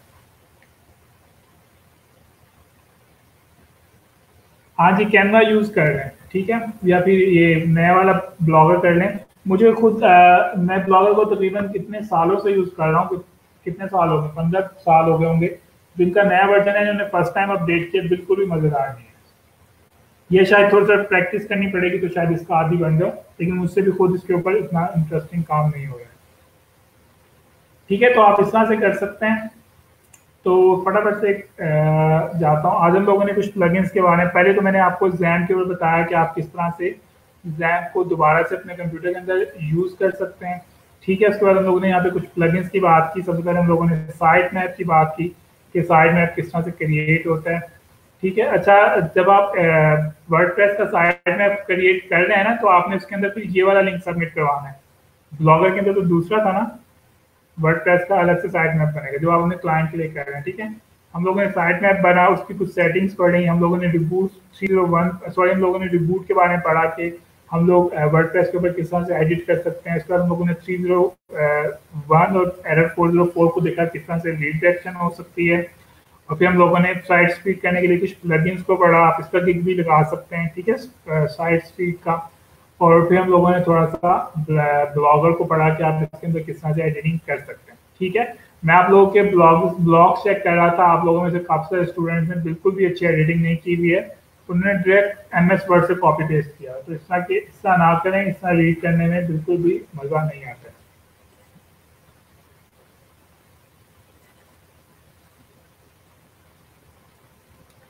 DMCA और ये दोनों सेम ही होते हैं। DMCA में होता है कॉपीराइट के बारे में आप लिखते हैं। फॉर एग्जांपल अगर आप ये बताते हैं कि आपकी वेबसाइट के ऊपर जो आपने इमेजेस यूज किए हैं वो आपके अपने इमेजेस बनाए हुए नहीं हैं, आपने मुख्तलिफ वेबसाइट से इनको उठाया है। अगर आपको लगता है कि मैंने आपका इमेज यूज किया है, आप इसको रिमूव करना चाहते हैं, तो आप मुझे ईमेल कर दें, मैं आपका इमेज जो है वो रिमूव कर लूँगा। DMCA पेज के अंदर आप ये लिखते हैं, प्राइवेसी पॉलिसी के अंदर आप ये लिखते हैं कि आपकी वेबसाइट के ऊपर जितने विजिटर आते हैं उनका डाटा आपके पास शो हो रहा होता है। हम लोगों ने गूगल एनालिटिक्स के अंदर पढ़ा था, ठीक है। तो आप प्राइवेसी पॉलिसी के अंदर ये लिखते हैं कि जितना भी हमारे पास यूजर का डाटा आ रहा है, हम वो डाटा किसी और के साथ शेयर नहीं करेंगे, बल्कि अपने यूजर की प्राइवेसी का ख्याल रखेंगे। जिन लोगों ने डॉक्यूमेंट डोमेन परचेज कर लिए वो पोस्ट कर स्टार्ट कर दें। और हाँ जी, आपने ब्लॉगिंग का जो पहला लेक्चर है उसको जाकर देखें तो आपको पता चल जाएगा क्या रिक्वायरमेंट्स है, उनको पूरा करें। अगर आपने अपने डोमेन को अपने ब्लॉगर के साथ सेट करना है तो आप सेटिंग में जाकर यहाँ पे उसको सेट कर सकते हैं। इनकेस अगर आपको ये समझ नहीं आ रही है तो आप मुझसे रब्ता कर लें, मैं आपको ये सेटिंग करके दे दूंगा, ठीक है, कि किस तरह से सेटिंग करनी है, कि आपकी डोमेन जो है वो ब्लॉगर के ऊपर किस तरह से लगेगी। ठीक है शाहिद मलिक, और आप सब लोग अटेंडेंस लगा लें। अटेंडेंस जो है अभी आज कम स्टूडेंट की आ रही है, कि आप लोगों के पास अटेंडेंस सेटिंग बिल्कुल प्रॉपरली ओपन हो रहा है ना। अच्छा, उसके अलावा एक चीज़ और बता दूं कि क्या बताना था।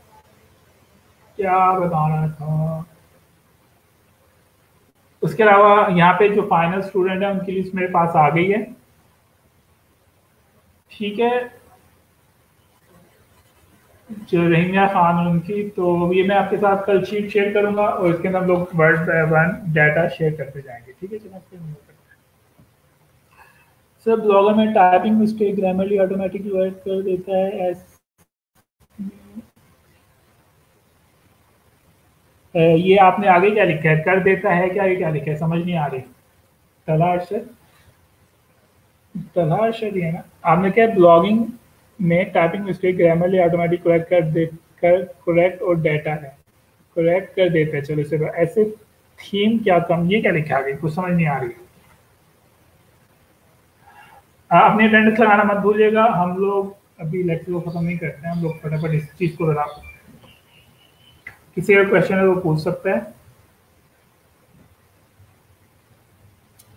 और वीकेंड के ऊपर आप लोग इतने क्वेश्चन करते हैं, इतने क्वेश्चन, तोबा तोबा तोबा। आज इस दफा तो मैंने कुछ स्टूडेंट को स्पेशली डांटा भी है कि इतने बेसिक क्वेश्चन करने का क्या मकसद है। क्वेश्चन मैंने आपको बताया था, आप मुझे इनबॉक्स जब करें जब आपका क्वेश्चन आपके गिग से रिलेटेड हो, आपको कोई बायर मैसेज कर रहा है उससे रिलेटेड हो, आपको बायर रिक्वेस्ट समझ नहीं आ रही है उससे रिलेटेड हो, अगर आपको कोई ऑर्डर आ गया समझ नहीं आ रहा है उससे रिलेटेड हो, आप मुझे मैसेज करें ताकि मैं इंस्टेंटली उसका रिप्लाई दूँ। अगर आप बेसिक चीज़ें पूछ रहे हैं वर्डप्रेस के ऊपर कैसे लॉग इन होना है, या फॉर एग्जाम्पल ब्लॉगर की फॉर्मेटिंग कैसे करनी है, ये सारी चीज़ें ग्रुप के अंदर ऑलरेडी अवेलेबल है, उसको जाके देख लें। दोबारा से लेक्चर को कोई चीज़ समझ नहीं आ रही सर आपने जो एग्जाम्पल दिया है हमसे देखकर अपनी साइट बंद करेंगे तो रीडबैक का बताया तो है कि रीडबैक का फायदा ये होगा कि जो हमारी 10 साल की मेहनत थी, हमारी वेबसाइट जो रैंक हुई भी थी, वो सारी की सारी जो रैंकिंग है वो हमारी नई वेबसाइट को मिल जाएगी। गूगल सर्च इंजन के ऊपर जहां जहां eroजगार.com लिखा होगा, गूगल सर्च इंजन के ऊपर वो सारी जगह iroजगार.com हो जाएगा।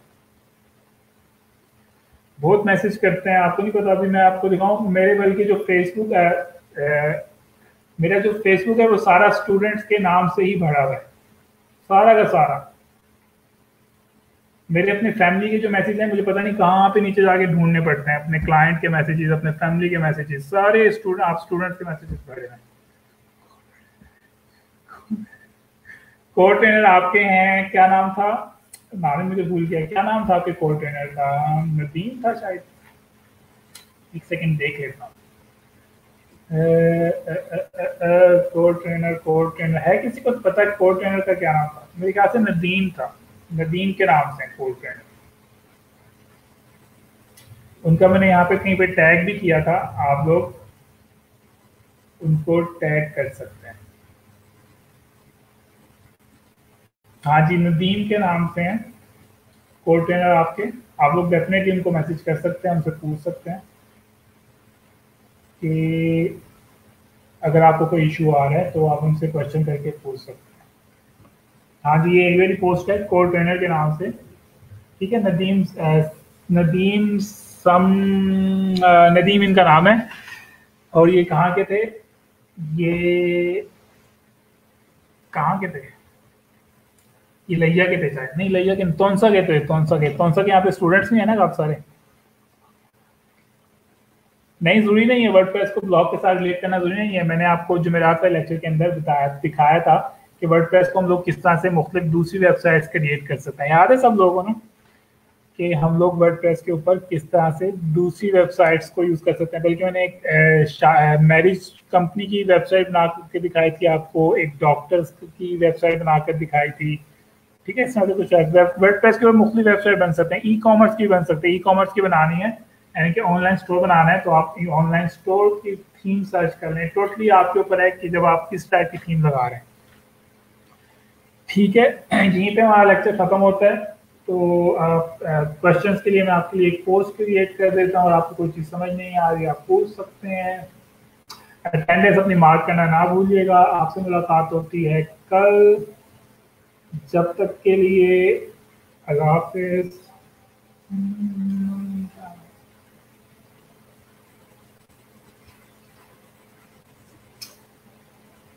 जाते जाते सब लोग अल्लाह हाफिज का मैसेज लिख दें। ये किस्म की आपकी अटेंडेंस वेरीफाई हो जाती है इससे ना।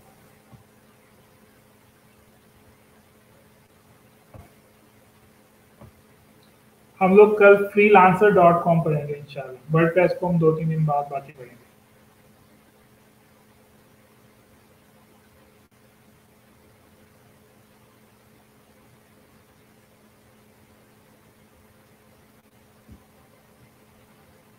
अल्लाह हाफिज।